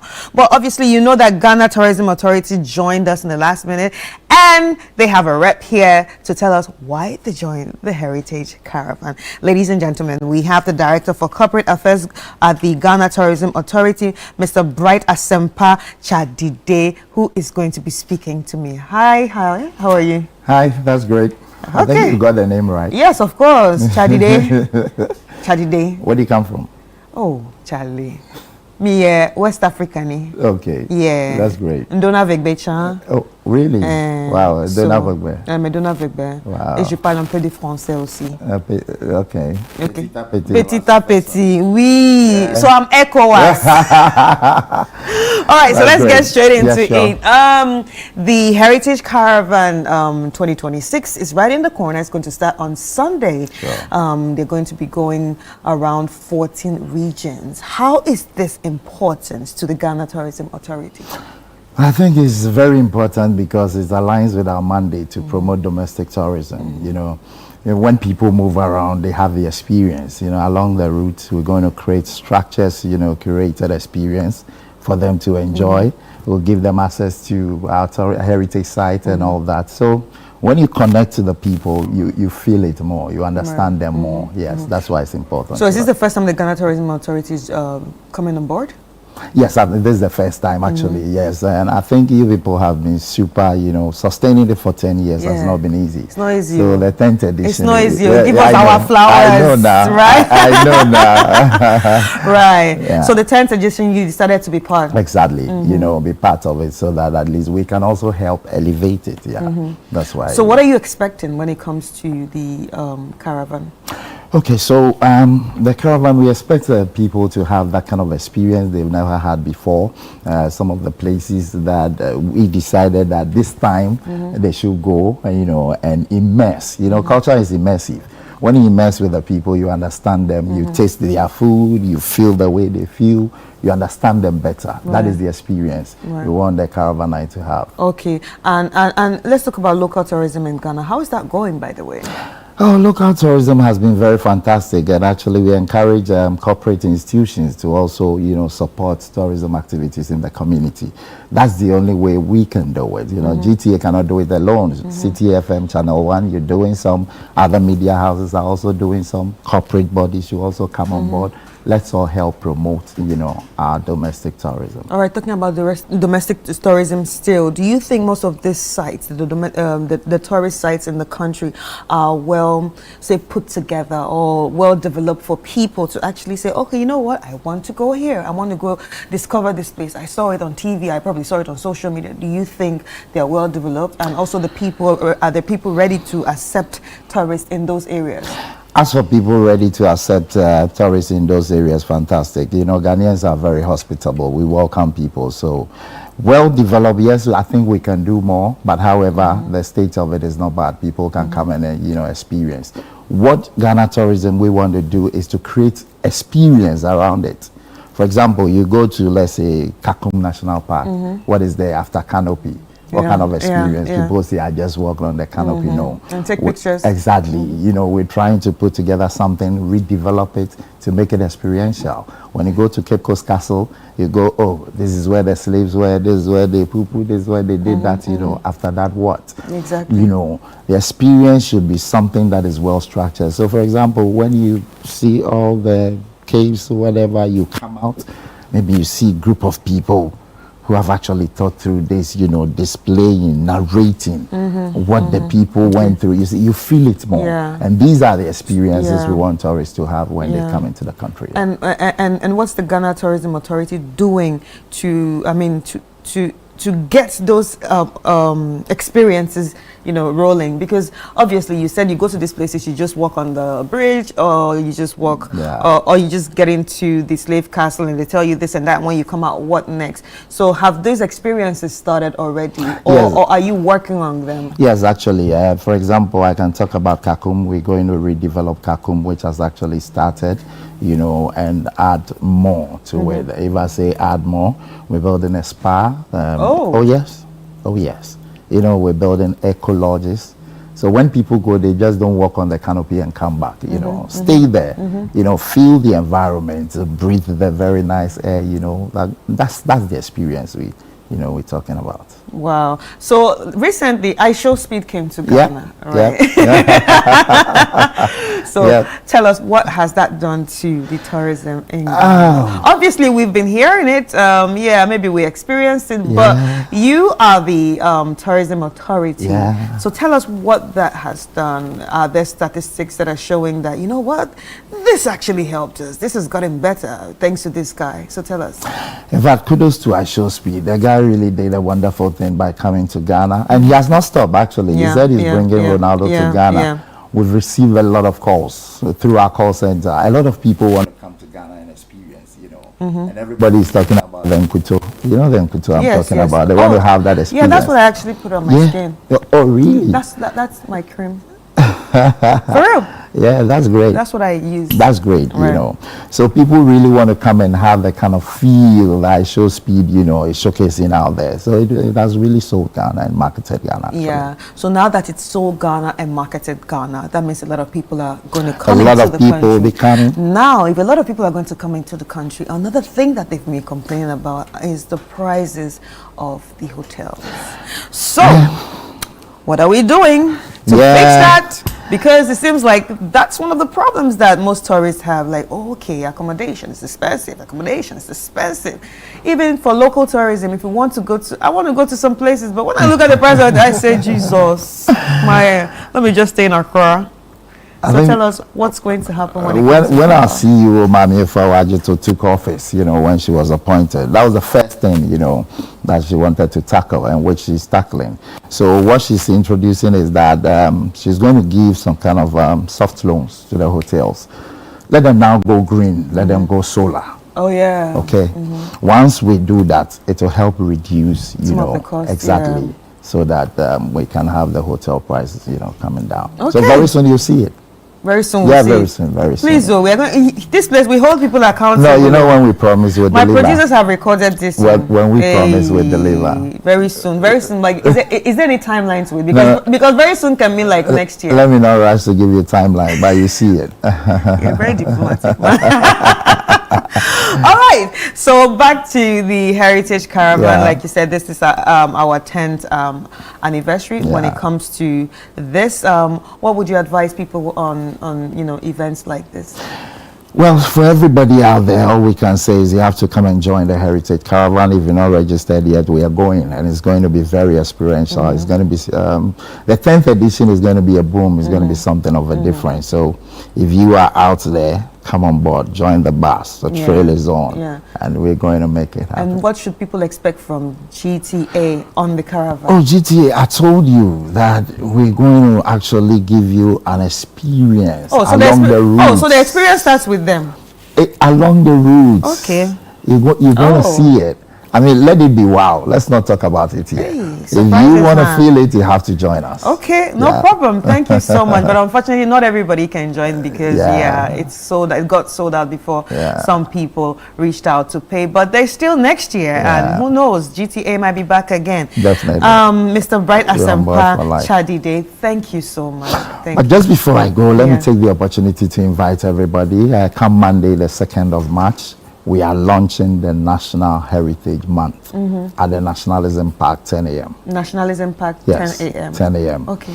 The Nationalism Park is in between the Black Star Square and the Sports Stadium. Okay. So do come join us. Let's have a good launch. Thank you so much. Thank you so much. Ladies and gentlemen, you've heard it from Bright Asempa Chadide, who's the Director for Corporate Affairs at the Ghana Tourism Authority. And yes, the GTA is going to be part of the Heritage Caravan 2026. And of course, they said there are going to be some experiences. And since some of us can go, yes, I'm part of it. And you are also, some of you are part of it. You watching me right now because you didn't make payments early. You've become part of the people that are not going. Don't worry. We are going to be bringing you everything right here on Breakfast Daily and on Channel 1. And like I said, if you want to follow the behind the scenes, you can follow it via all our social media platforms, Instagram, Facebook, and X, even YouTube. There will be different behind the scenes shots put out there for you to enjoy the scenes, the sounds, and all the culture experiences that the Caravanites will be experiencing. Now it's time for us to go on the musical break because it's Friday, and we'll be right back after that.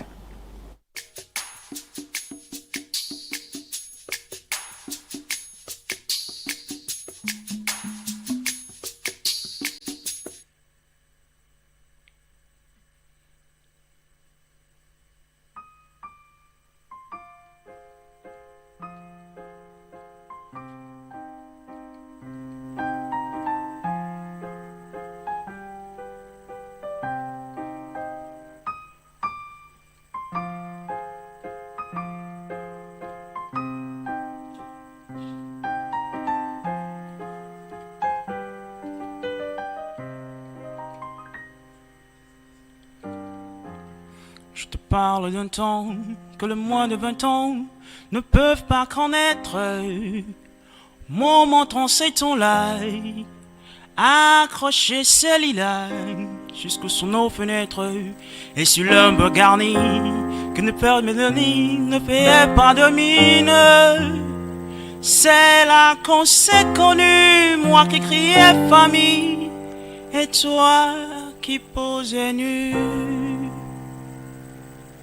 La bohème, ça voudrait dire tu es jolie. La bohème, nous ne mangeons qu'un jour sur deux. La bohème, ça voudrait dire tu es jolie. La bohème, nous ne mangeons qu'un jour sur deux.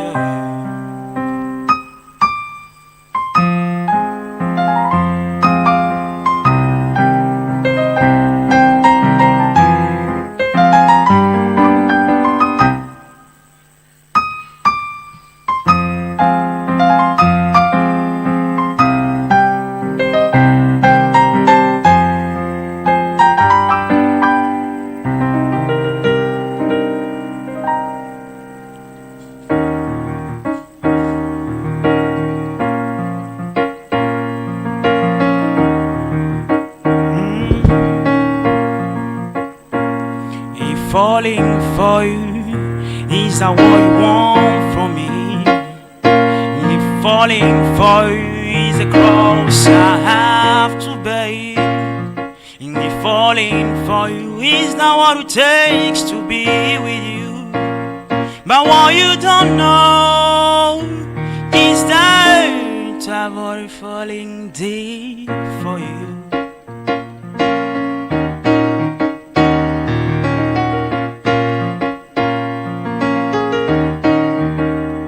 If falling for you is a cross I have to bear, if falling for you is a sinner I have to be, if falling for you is what it takes to be with you.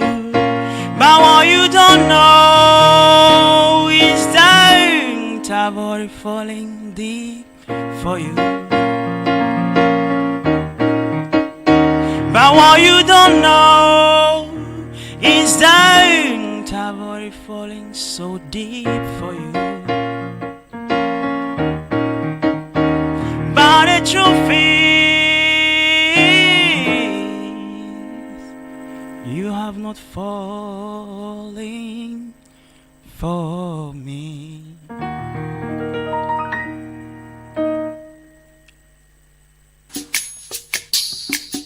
All right, let's keep the beat together, okay? 1, 2, 3, pop, pop. Come on, 1, 2, 3, pop, pop. Keep it.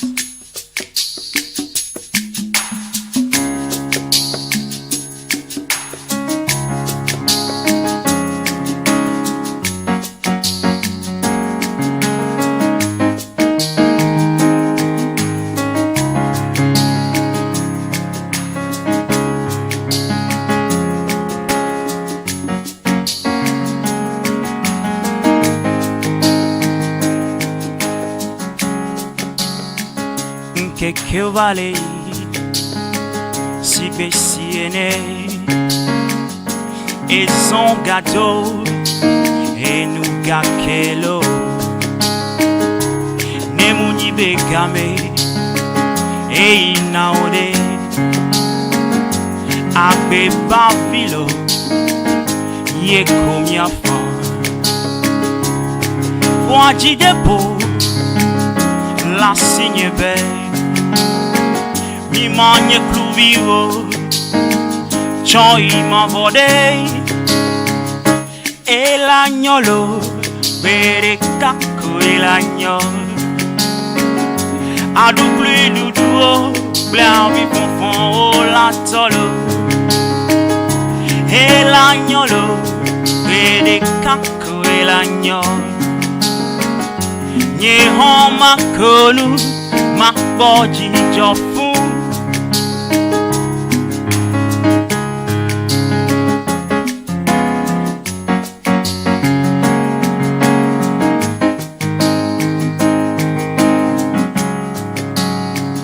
Agbeya mea amesia mekwitoe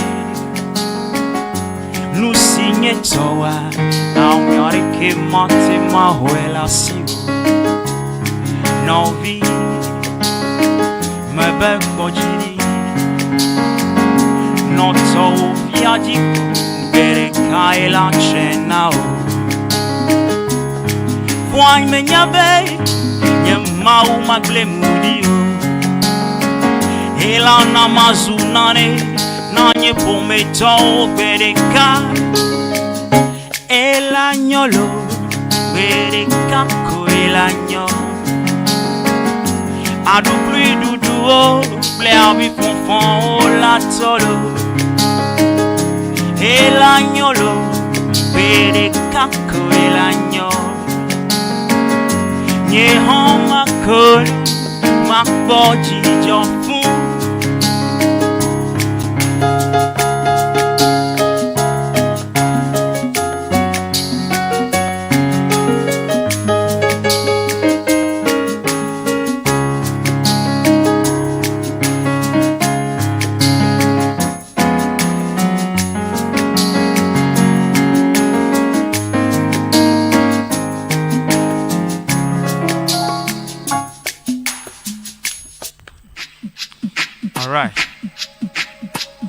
Let's do some little reggae.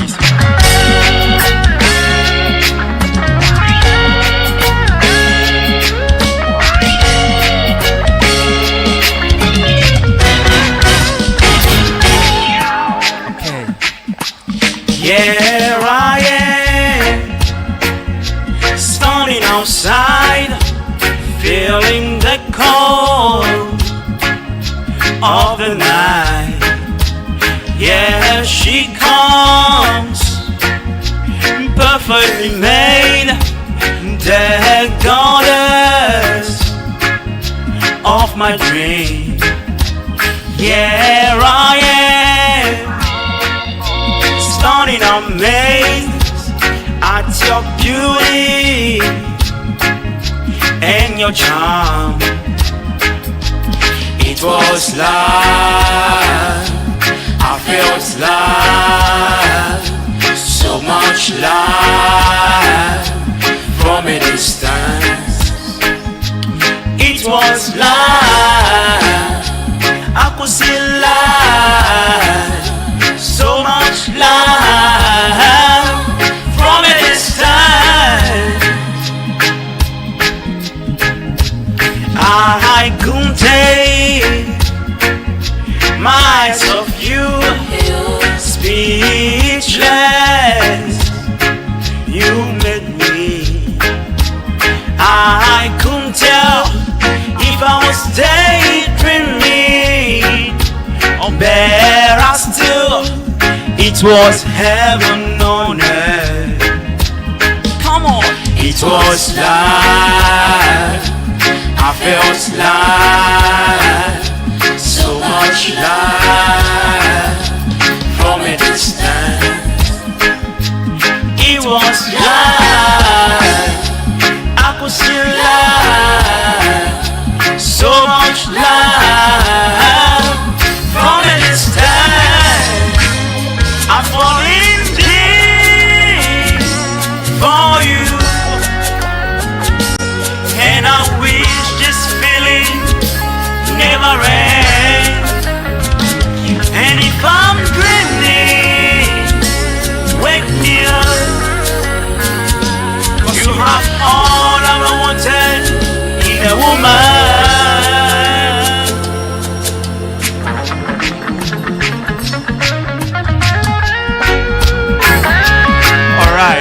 Let's take time to appreciate this great guitarist, MK, a very good guitarist. I mean, one of the finest in Ghana, you know. So shout out to MK. He has been on this production, and then without you, it won't be that great. So thank you, brother. All right, 1, 2, 3, come on. It was love, I felt love, so much love from a distance. It was love, I could see love, so much love from a distance. Yes, I.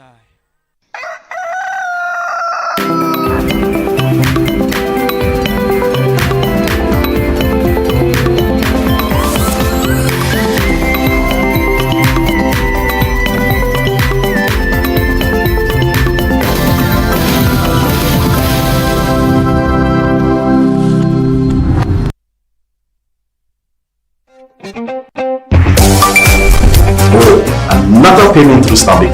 Smooth as always. Imagine making or collecting all payments without leaving your chair. Sounds like magic, right? Nah, it's Stanbic Pay. Darling, can you please help with the bills, especially at your school fees? From school fees to utilities, the government and statutory payments to investments, insurance payments, Hajj payments, and more. Mommy, my fees has been paid. Just log on to Stanbic Pay and you're set for life.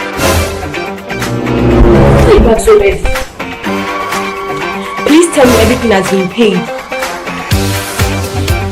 No Stanbic account, no queues, no stress, no last-minute panic. Cherish your time and live happier in safety and convenience.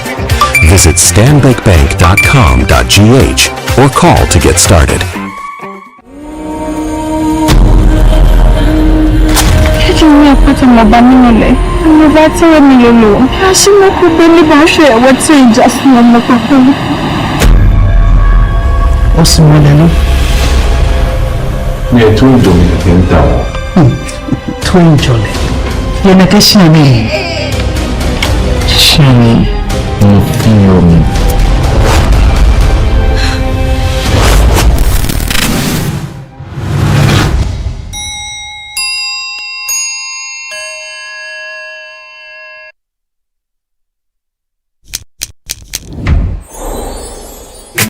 Verna is clean, fresh and safe.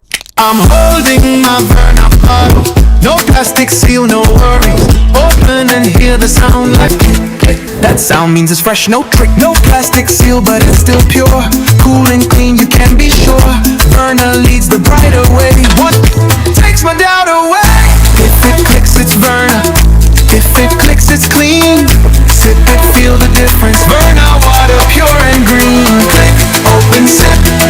Click, open, sip. Jolly Verna, no stress, just sip.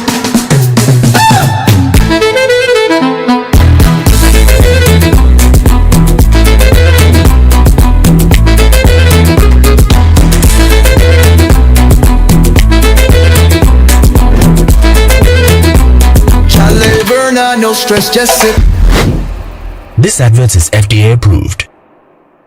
Are you ready to revolutionize the future of agriculture? The Ministry of Trade, Agribusiness and Industry, in partnership with the Ghana Exim Bank, proudly presents the Ghana Agrotech Fair 2026. The fair will feature exhibitions, market linkages, masterclasses, and workshops on climate-smart farming, digital tools, and export development. Join us at the Black Star Square from March 17 to March 19 at 9 a.m. each day. The President of the Republic, His Excellency John Dramani Mahama, will be assisted by the Minister for Trade, Agribusiness and Industry, the Honorable Elizabeth Ofuswejari, and the Chief Executive of the Ghana Exim Bank, Honorable Sylvester Adina Mensah, to open the fair. Government agencies, agrotech firms, startups, farmers, financial institutions, and the general public are all welcome. To exhibit or for inquiries, call 0559 679326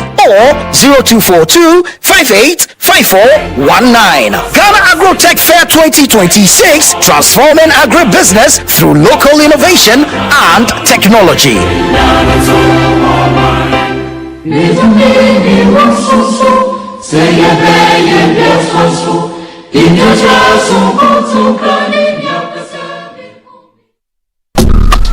Life is a celebration of moments. Big and small.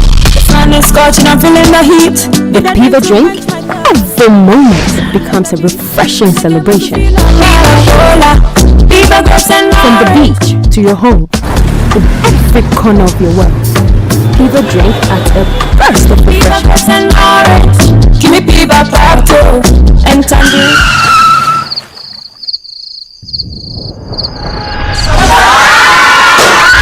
Celebrate every moment with Piva Drink. Refreshment for every occasion. Piva Drink, a taste you will love. Piva. This advert is FDA approved. How may I help you today? We'd like to open a bank account.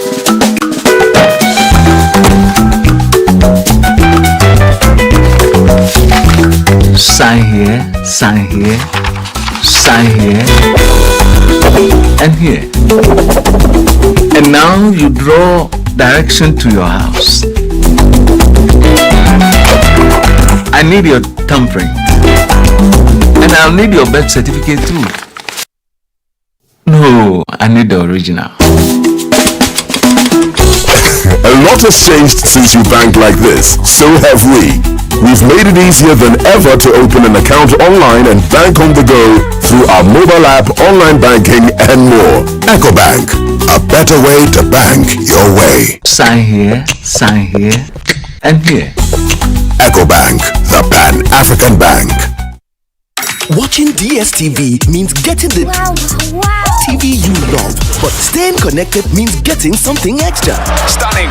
Extra matches, extra dramas, the best local and the world's biggest. Extra laughter, music, movies, and extra vim. I love it.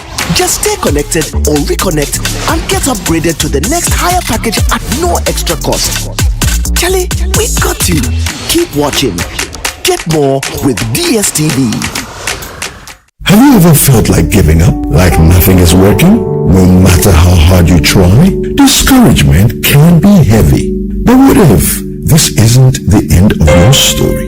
This week on Lifeline, we're talking about defeating discouragement. Don't give up just yet. Dear friend, I welcome you especially to Lifeline. This is Fred Crunchymensa, your host. And I want to talk to you today about a very common situation that a lot of people go through. It is very common to man. You have either been through it, you are going through it, or you will go through it in the process of time. Jesus himself got there one time. In the Garden of Gethsemane, he said, Father, I can't do this anymore. I can't go on anymore. Let this cup pass by me. Discouragement is simply that which happens to you sometimes in the middle of the journey.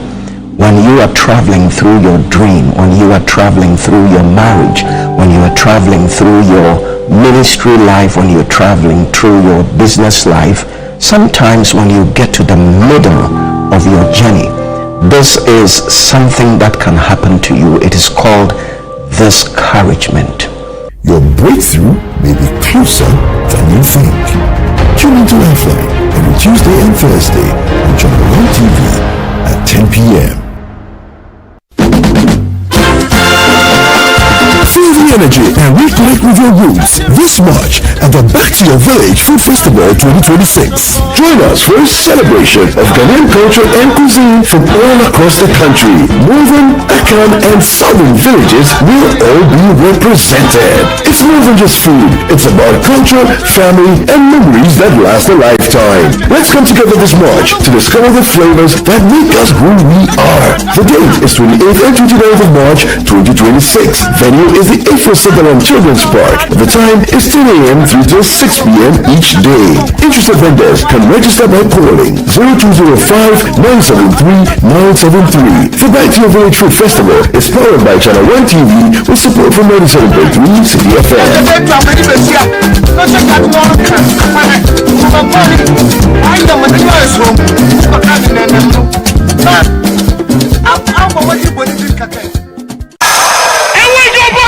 Let's get into the world of sports like never before.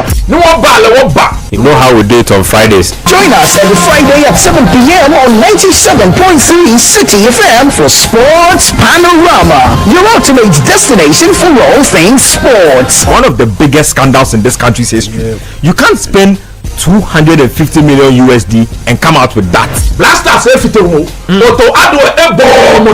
From the thrill of association football to the excitement of basketball, tennis, athletics, and even emerging sports, we cover it all. Whether it's the Premier League or the latest NBA showdown, we bring you the stories behind the stars. Getting an opportunity to become a national team coach, you should understand the politics around football. And don't miss the prayer of the rabbi.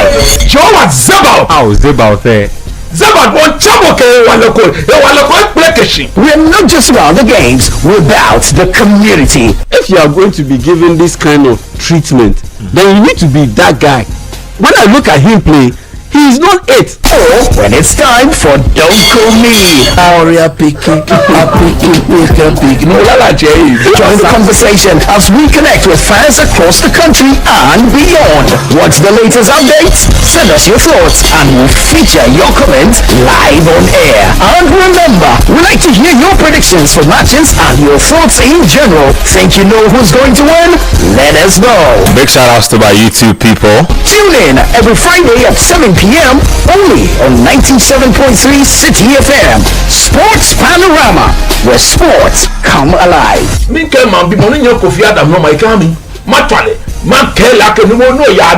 mene fe won sha ko ba club fe kejeje ni wo hia ka wo hye ye Yesu gba mi amen. Sports Panorama, your weekly sports fix. Don't miss out on the action. Sports Panorama. Catch the excitement every Friday.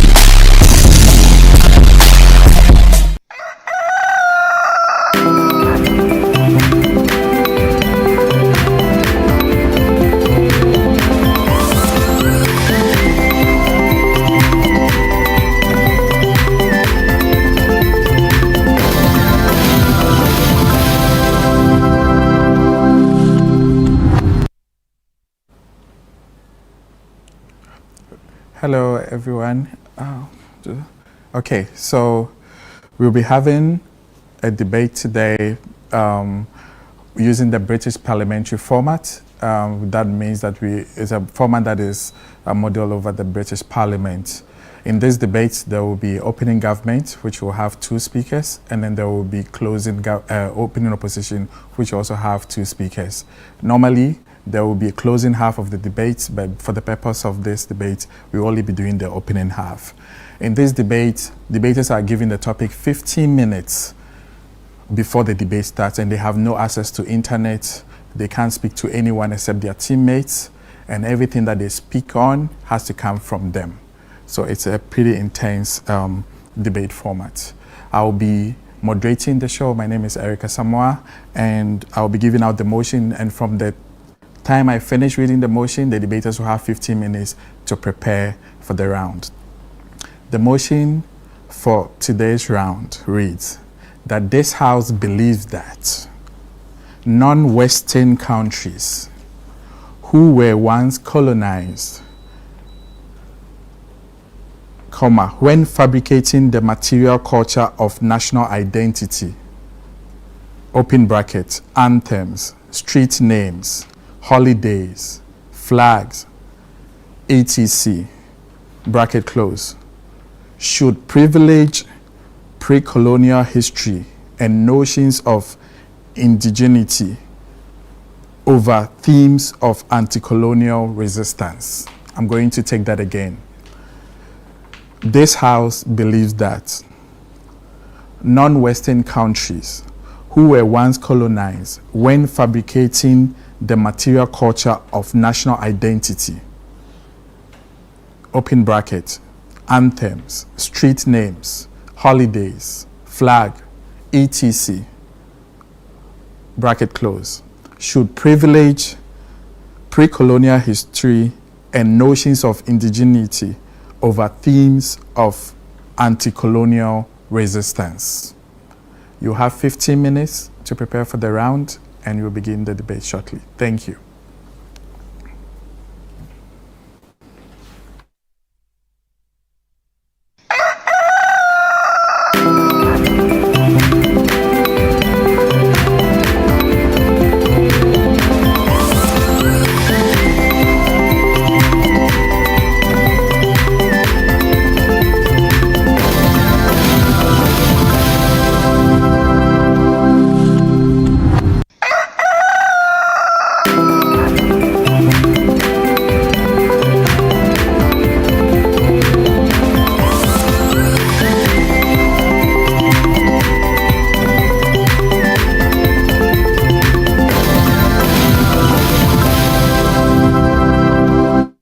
Of course, and that was an interesting one there.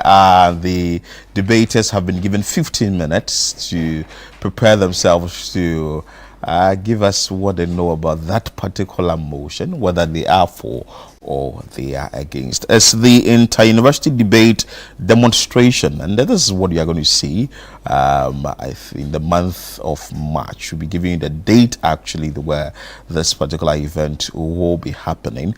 This is from the Speech Forces and also from WAPSI, and they are having us, they are in studio with us now for us to talk about this inter-university debate. Then the debaters will come, give us a demonstration of what will happen on that D-Day. In studio is Farouk Al Hassan, who is the programs manager officer at West Africa Civil Society Institute. Thank you so much for coming, sir. We also have Eric Asamoah Ewua, who is the founder for Speech Forces. He's the gentleman you had also trying to read out the motion. Let me start with Eric before I come to Farouk. Let me start with you. Speech Forces, what is it about? Well, we are a speech and debate organization, and our goal is to make sure that we elevate the culture of debating, which underneath it is the notion of critical thinking and expression among young people in Ghana and in Africa. For how long has this debate been going on among students within universities? I think the culture of university debating in Ghana has been there for the past maybe 15 years. The universities in this country take part in national competitions, they take part in Pan-African competition and the World University competition as well. But this particular one, which is the Shifting the Power debate, it's a new one. It's a novel one that Star Ghana Foundation, West African Civil Society Institute, Comic Relief have put together, specifically targeting the notion of shifting the power, which is at the center of the debate that we are going to be having. Beautiful, beautiful. Farouk, your organization, WACC, what is its role in this inter-university debate? Well, thank you so much, Philip, and good morning to all your listeners. WACC is the West Africa Civil Society Institute. We are a regional-based organization, and we are in close collaboration with Star Ghana Foundation. We are currently implementing a 10-year program called Shifting the Power Program. So Shifting the Power Program is a program that wants to challenge the status quo in terms of civil society engagement, in terms of development in Africa and in Ghana in particular. So the program is being funded by Comic Relief and FCDO. And under this program, what we are doing is we want to look at development differently. You know, mostly when it comes to civil society organization and their engagement, the donor decide on how development should be done. So everything is being decided from the donor, because the one who has the resources definitely has power. So with the Shifting the Power program, we want to challenge the status quo. We want to see to it that when it comes to development, those who are involved should be listened to, should be heard. So that's the community on the ground.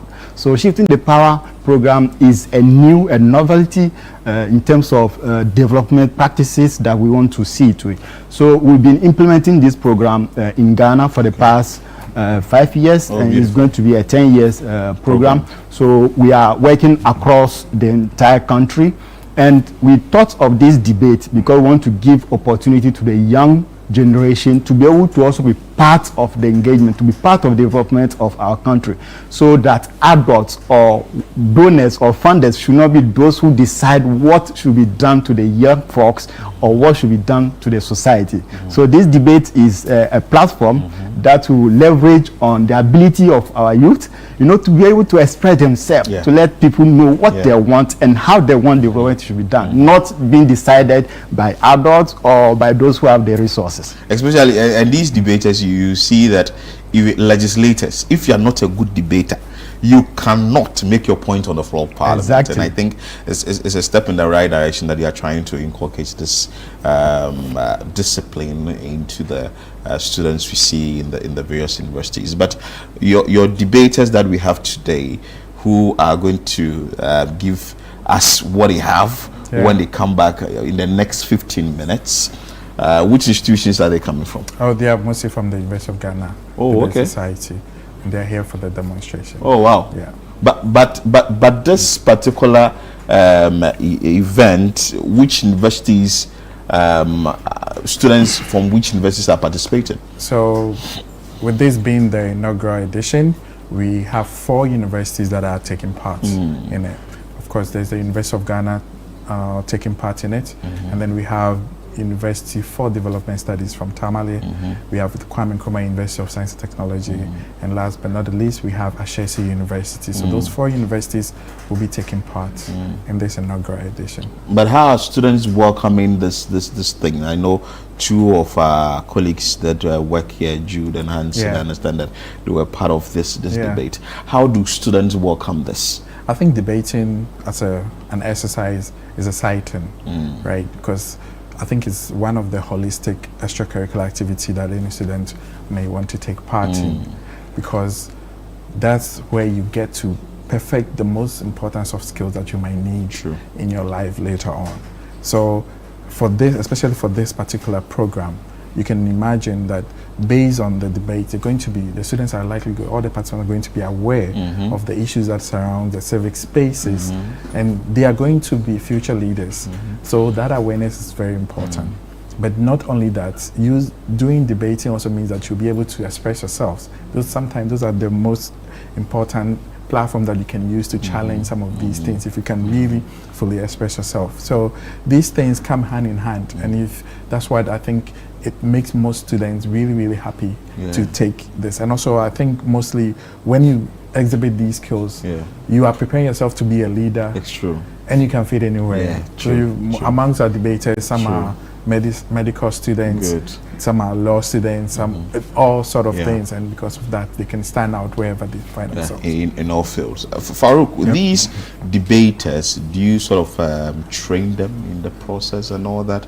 Because they'll come in with what they have, maybe raw or that. How are they refined at the end of the process? Yeah, so particularly for this edition, we have not trained anyone. We have just contacted Speech Forces as a consultant to help us put this initiative together. So Eric here, representing Speech Forces, is the one bringing the students from the various universities.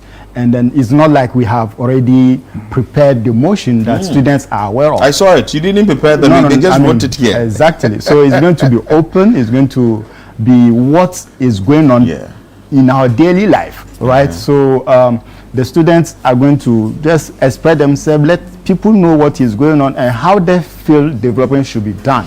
Because the development we are talking about, it is our development. It should not be determined by an external donor. It should not be determined by only adults, right? But youth, young people should be able to also express themselves, let people know what they want and how they feel this development should be done.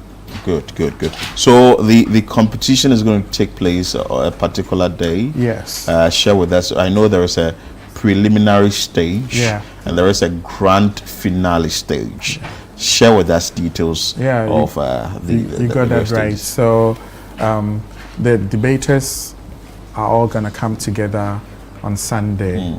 They'll be arriving, and on Monday the action starts. They'll have the preliminary rounds at the University of Ghana campus. It will be at WACCI Institute. That's WACCI, not to be confused with WACCI, West African Civil Society Institute. From 9 o'clock to 5 p.m. It's pretty much the whole day. We encourage all the students and the general public to come. It will be a round robin format. That means that the schools are going to meet each other. They will debate both sides of the motion. We do this because we want them to be really engaged with the material and the topic, so that it's not just like a contest that you just win and you go your way. Then on Tuesday, which is the 3rd, we will have the grand finale at the British Council Auditorium from 12:30 to 4 p.m. That I'm inviting yourself and everyone to come and watch the beauty and the quality of Ghanaian debaters, young people sharing different perspectives on that kind of stage. But all this too is in preparation for a Pan-African final that Ghana will be hosting at the end of March, where our colleagues from Zambia and Malawi, who have also completed their national rounds, will be joining us to have a debate on the Shifting the Power initiative, and then we will crown the Pan-African final. So this weekend one is for the Ghana universities, and from there on we will be looking forward to the Pan-African one. Interesting. So I'm sure our debaters are ready. We would now have to go straight into it and see the demonstration that will be given us here. What you should expect on the 2nd and 3rd of March.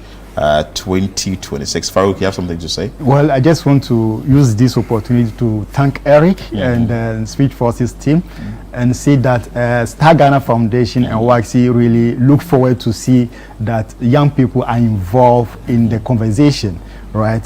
Development should be done with everyone. It should not be done with only those who have resources. And then the grand finale, as he mentioned, is going to be the creme de la creme because competitors will come from Malawi and Zambia. And we hope that our finalists will be able to represent the country effectively and raise the flag very high. But it's not going to be a competition. It's going to be a learning platform so that young people will really express themselves and participate in the conversation. And all this program is really being supported by FCDO and Comic Relief, and in Ghana, WAXI and Star Ghana Foundation are those implementing this long-term program because it's up to 2030. And we are engaging a lot of civil society organizations across the country, as I mentioned, and we also invite everyone, including our partners, CSOs, to also come and witness this edition because it's going to be a very high-level engagement. Interesting. So you can't wait to have you all on that day, 2nd and 3rd of March 2026. But let's now get our debaters to tell us what they have, whether they are for the motion or against the motion, and they'll introduce themselves and they'll definitely go on with the debates. Debaters, take over now.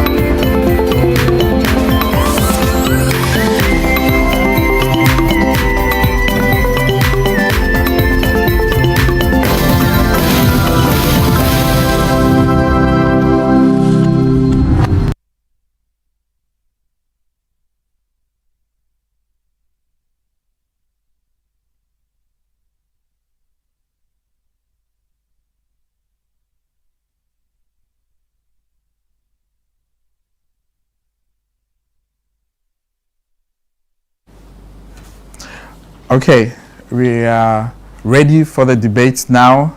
The debaters have had 15 minutes to prepare and they're ready to give us what they have come up with. I'll be inviting the Prime Minister, and just to clarify, the debate is between government and an opposition. So one team is on the government side and the other team is on the opposition side.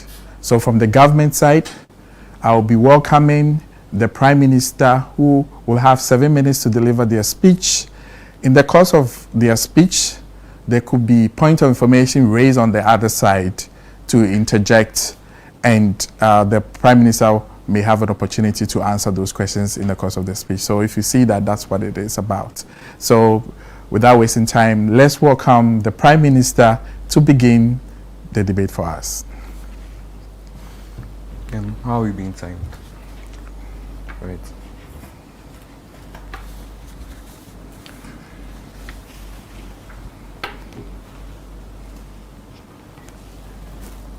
Great. Starting my speech now. The debate requires us to do analysis of a number of things. Number one, analyze actively what non-Western countries who are going to colonialism look like. And number two, analyze how history has affected these countries and what is a better narrative for them to push. A narrative where they actively look at their culture and who they are as a country in shaping their national identity, or a narrative where they actively try to fight colonialism and actively fight against the things which exist in status quo, right?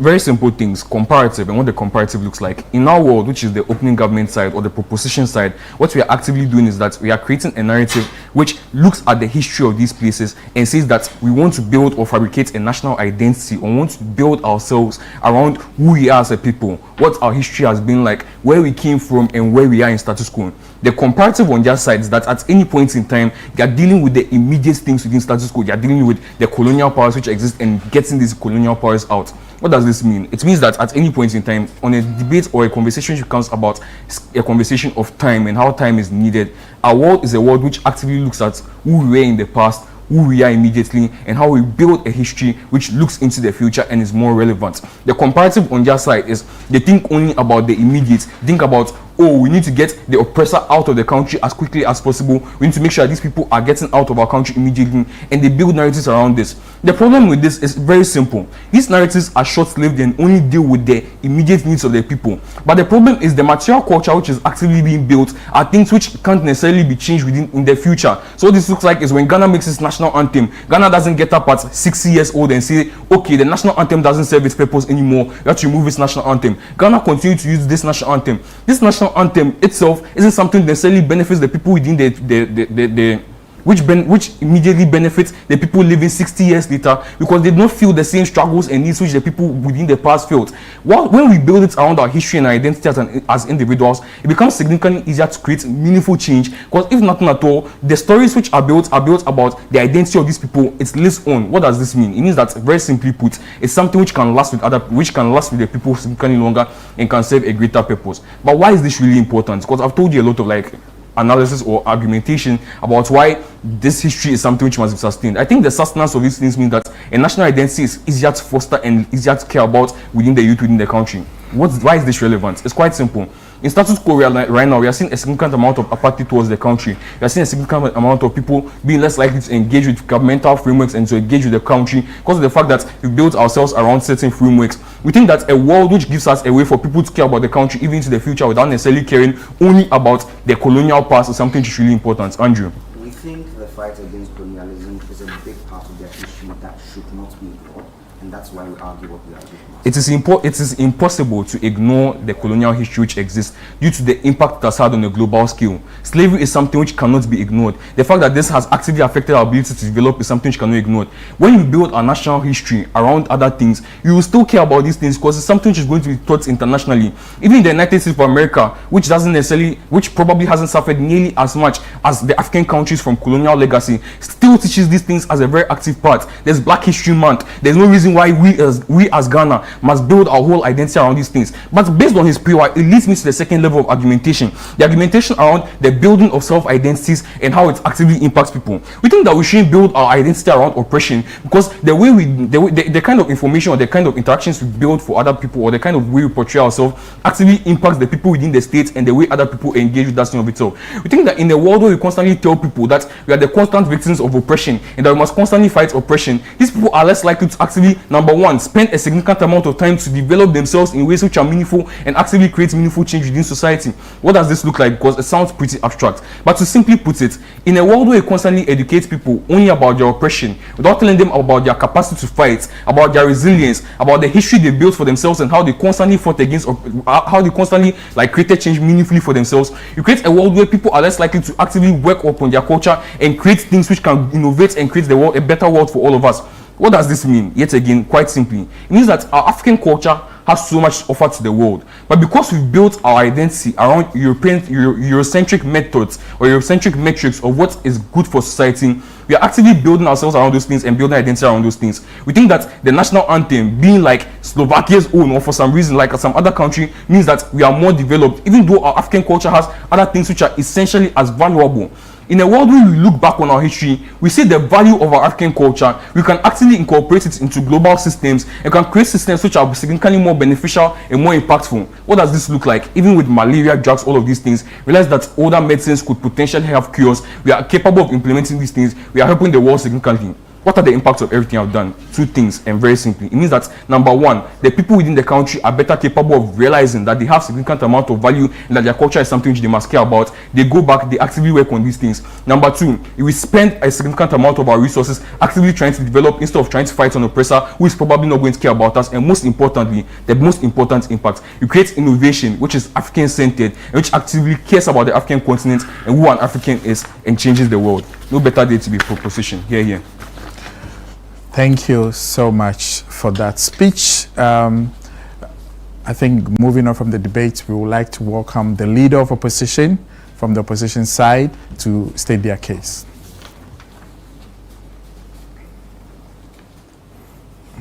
Okay. Colonialism did not just take away our sovereignty, our people and our lives. It took our minds, and the state has a responsibility to attack this canker if it will move on. I'll be running 3 main arguments in my speech. 1, that colonial symbols is the only effective way to break the shackles of colonialism. 2, that this is the most unifying narrative in these states. And 3, that anti-colonialism is the essence of non-Western democracy. But to do this, I'm going to set up this debate in a number of ways. I think first, I'm going to prove to you how colonialism affected our minds, and 2, what the anti-colonial symbols are going to look like within the states, and what the mechanism is that allows me to achieve the 3 impacts I say I'm going to have within this debate. So let's start then. How did colonialism affect our minds? 2 things: power asymmetry. Because I think that insofar as they had active control over our governance systems and had control over our social systems, because they run the schools, they run the religious systems, and they run everywhere that you would think that power should exist and leadership should exist. What that meant is, every day in the life of the average person who existed in a colonial state, they would see that the person who had power over them was a colonial master or somebody that was from a foreign land, actively enshrining within their everyday calculus that they were inferior and they were always needed to serve and always needed to engage in that manner. And I think that has done problematic things to the psyche of these individuals. But 2, there's an excellence asymmetry, because oftentimes, because they control what is the approved standards and they control what should be valued, oftentimes the things that we would consider or things that you would do by your hands are not things you think are great, because everything else that would be done by them is something that would be better than yours. But why is all this important? I think a very important part of the framing that was missed by the Prime Minister is that non-Western democracies or non-Western countries that are post-colonial are very young relative to every other country within the world. Most of them barely got their independence. They are 70 years at most, right? Because they're all very, very young states. What that means is that individuals that went through colonialism or were just at the point of which colonialism was breaking away are individuals that were actively still alive or engaged with the generation that currently exists. What that means is that these 2 things that I talk about in terms of the power asymmetry and inferiority complex and the excellence asymmetry are things that were actively passed down to the next generation and are elements that still exist within these places. So take Ghana, for example, oftentimes like seen within the way that we have such a great taste for foreign goods, because there's an excellence asymmetry and power asymmetry that exists in the minds of these individuals. What do these symbols look like then, and how do they particularly help me achieve the 3 things I say will happen within this debate? I think first, that what will happen is that when we're crafting a national anthem, just like Ghana has done, there will be active rhetoric within the anthem that says that we are opposing everything the oppressor puts upon us. When we're crafting our national flag, the red, the gold, the green would symbolize us opposing the oppressor's will. When we're doing things like building state roads, we will name it after individuals that stood and opposed oppressors' rules. The reason why this is particularly important is leading me to my first argument, because when people see that within our narratives and active structures within the state, we are actively opposing a power structure that they have been told is always better than them, you consciously put them in a position where they recognize that it is possible to oppose those structures, actively dealing with the inferiority complex that exists within the average people that exist within non-Western post-colonial states in the first place. We think that inherently is a good, because then we're effectively dealing with the damage that colonialism did to us. But then the second thing then, and why this is the most unifying thing within these states, I think for most of non-Western colonial states, because of the way that they drew up the maps for places like Africa and Asia, they often mixed a lot of ethnic groups. So most of these states are not homogeneous, right? They are heterogeneous. There are a lot of groups that exist within these places. And unfortunately, with the way history has run, there was always a dominant group and a group that was less dominant because of conquest and the way that they engaged with each other. Also because a lot of history, the colonial masters were selective in the people that they wrote the history about when they came to engage with certain people. What does that mean? It means that even if we want to go into the past and talk about the things that we did excellently, there are always going to be groups of people that their history is going to be ignored, even though they are part of the country. So for example, you take in Ghana, oftentimes there's not much historical conversation about the Guans or people like the Gonjas, because like they're not so much of a dominant part featuring in the history. What that means is that on very, very likely in the way they're going to engage with their structures, they're going to ignore a group of people. But the anti-colonial history is something that we share together. We all fought together, and it's something that we all experience in terms of oppression. What that means is that it doesn't have to be on ethnic lines and cause ethnic divides. We within these non-Western states, it's one that will unify everybody. And finally, anti-colonialism is the essence of our democracy. Because the reason why we have the structures that we exist and we are all for voting and ensuring that we are putting the leaders that we want in power is because it's based on the idea that we once existed in a structure that did not allow us to choose in the first place. And we think that's how come non-Western post-colonial states build their democracy, or not just the idea that people need to choose. It's an active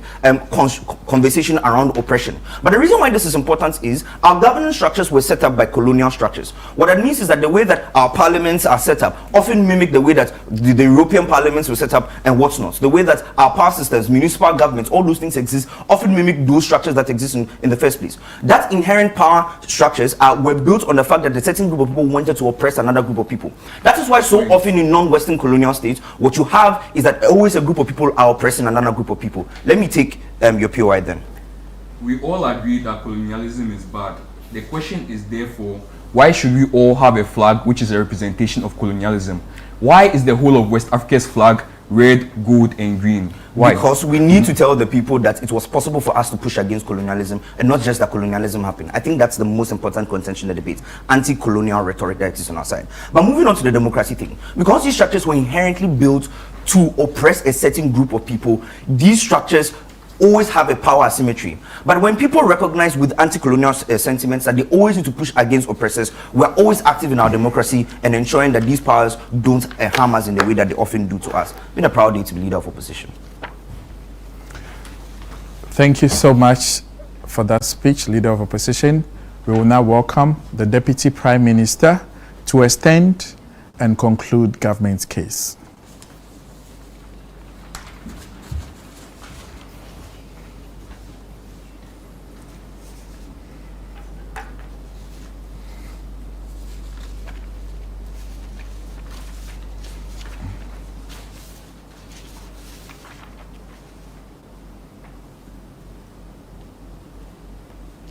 I'll be doing three things within this debate. First, reiterating our case and explaining why our case wins this debate ultimately.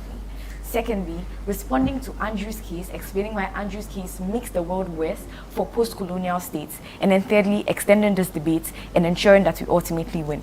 What exactly is the case you get from Jedediah?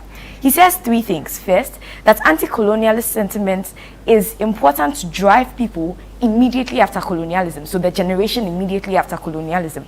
But generations immediately after that don't feel the immediate impact of colonialism. So the anti-colonialist sentiment only becomes some story or some idea of history that was never immediate to them.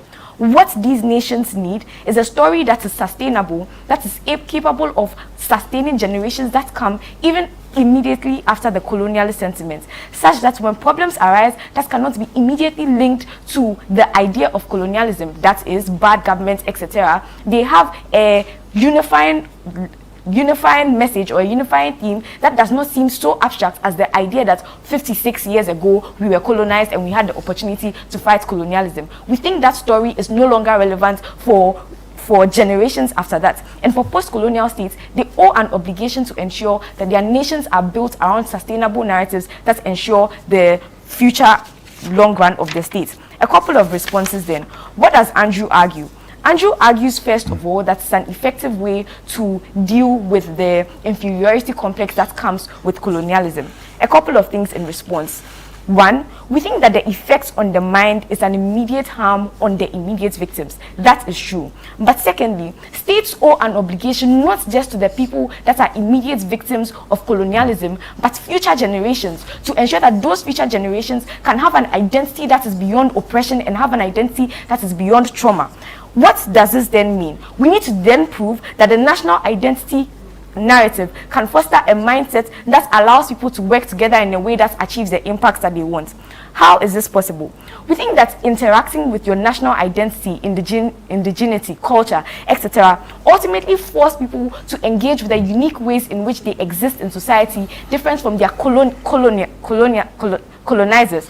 What does this ultimately mean? It means that you'll be forced to engage with things like indigenous technology. You'll be forced to engage with ways that your culture can help you survive in a way that is meaningful beyond the idea of being colonized. Essentially, the reason why this is ultimately important is that beyond colonialism, nations themselves would equally have to compete on the grand scheme of things or in the global scale, the only way they can compete in meaningful ways if they believe in their culture themselves and can find indigenous mechanisms or technology, narratives, ways to be innovative within their internal culture, instead of always having to look to the idea of we were once colonized. But secondly, this creates another thing, which is really intuitive in Andrew's case. It creates an inferiority complex, because the idea always becomes we were not able to develop as much because we were colonized. In as much as you spread the narrative that, oh, we were able to pass through or we were able to resist colonization, there's always the undertone that the reason why we are always underdeveloped or the reason why we are not as appreciated as much is because colonialism happened. We think the most important thing then... Wow, interesting. I would want to be a part of this debate, and it's been fantastic. So this is happening on the 2nd and 3rd of March, right? Yeah. And this is just the tip of the iceberg. This is a lot more you're going to see at the University of Ghana campus on that final day, or that day where you see them doing their things. Your name? Anne. Oh wow, Anne. That's a very nice one from Anne. And what's your name as well? Jade. Oh, okay. And you? Floyd. And you? Andrew. Fantastic. Thank you so much, Eric. Thank you so much. And thank you so much, Farouk, for your time. So, like we said earlier, this is the inter-university debate. It has a topic and all that. Make sure that on 2nd and 3rd of March, you pass through the University of Ghana campus to get a feel of what we are seeing here. And trust me, just at the tip of the iceberg. You're going to see a lot more on the 2nd and 3rd of March 2026. Well, we would have to cross over to Parliament. Today is a State of the Nation address by the President of the day, John Dramani Mahama. He'll be in Parliament today. So we wrap up the show here. I am Philip Nilati. I did the show with Chris Carter. And let's cross over now to Parliament and bring you the State of the Nation address preparation, and eventually the President is going to be in Parliament today.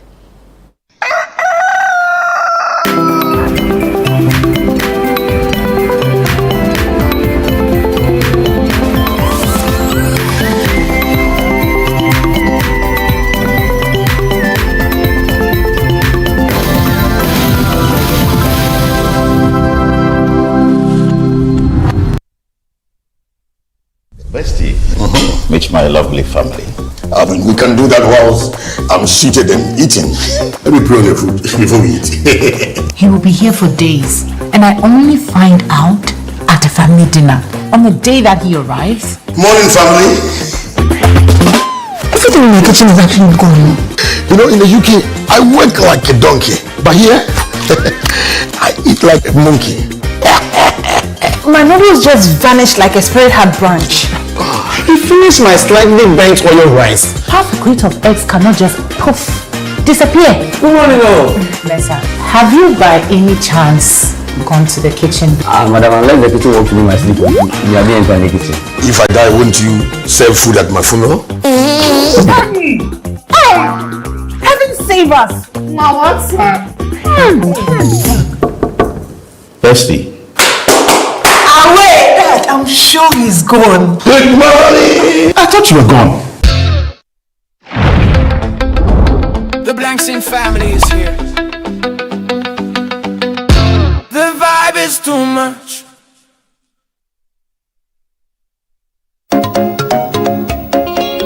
As part of Heritage Month 2026, we bring you the On-Air series. Our culture, our story, our identity. In week 1, the sound of our identity.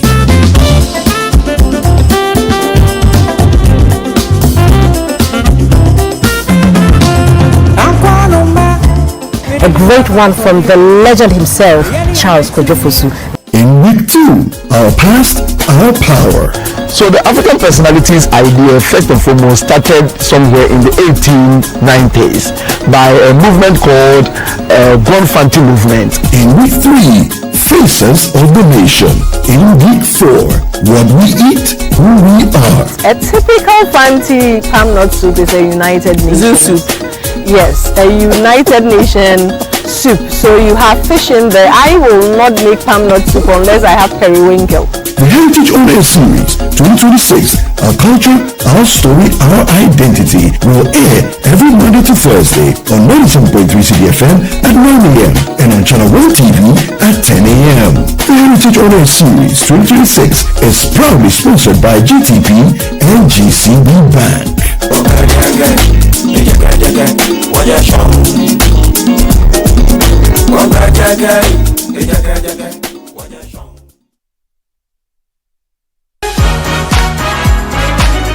Welcome to the Heritage Month.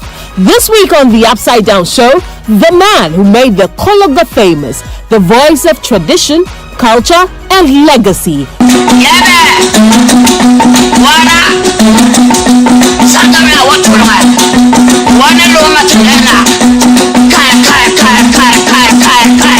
From Bolgatanga to the world, King Ayusuba shares his story, his music, and his journey with Frema Edunyame.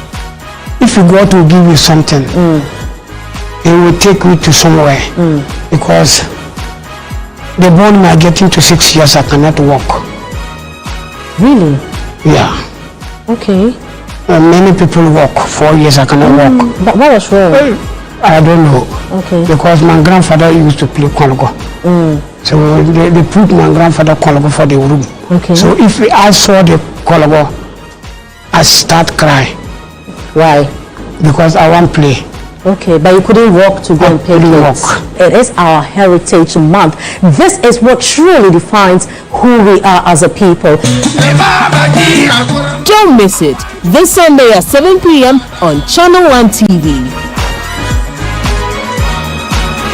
I'm not done any bad thing. No, I can't do that. Your room is very. Oh, mommy, daddy, she went to my room. She didn't keep long. She just went in and she's coming back and she has come back. Good day, sir. Good day, madam. Guess she went into your room to deposit some charcoal. Of course, I know her. She's Salma, the charcoal seller's daughter. And she's a political science graduate from the University of Ghana. That too, I know. How do you know all this? Oh, her mother, the charcoal seller, has a banner of her graduation picture on her kiosk. Salma, you are the best in my life. Oh, yes, you do. You are. I love you. The Blankstons, coming soon on Channel 1 TV. The vibe is too much. Have you ever felt like giving up? Like nothing is working? No matter how hard you try, discouragement can be heavy. But what if this isn't the end of your story? This week on Lifeline, we're talking about defeating discouragement. Don't give up just yet. Dear friend, I welcome you especially to Lifeline. This is Fred Crunchy Mensa, your host. And I want to talk to you today about a very common situation that a lot of people go through. It is very common to man. You have either been through it, you are going through it, or you will go through it in the process of time. Jesus himself got there.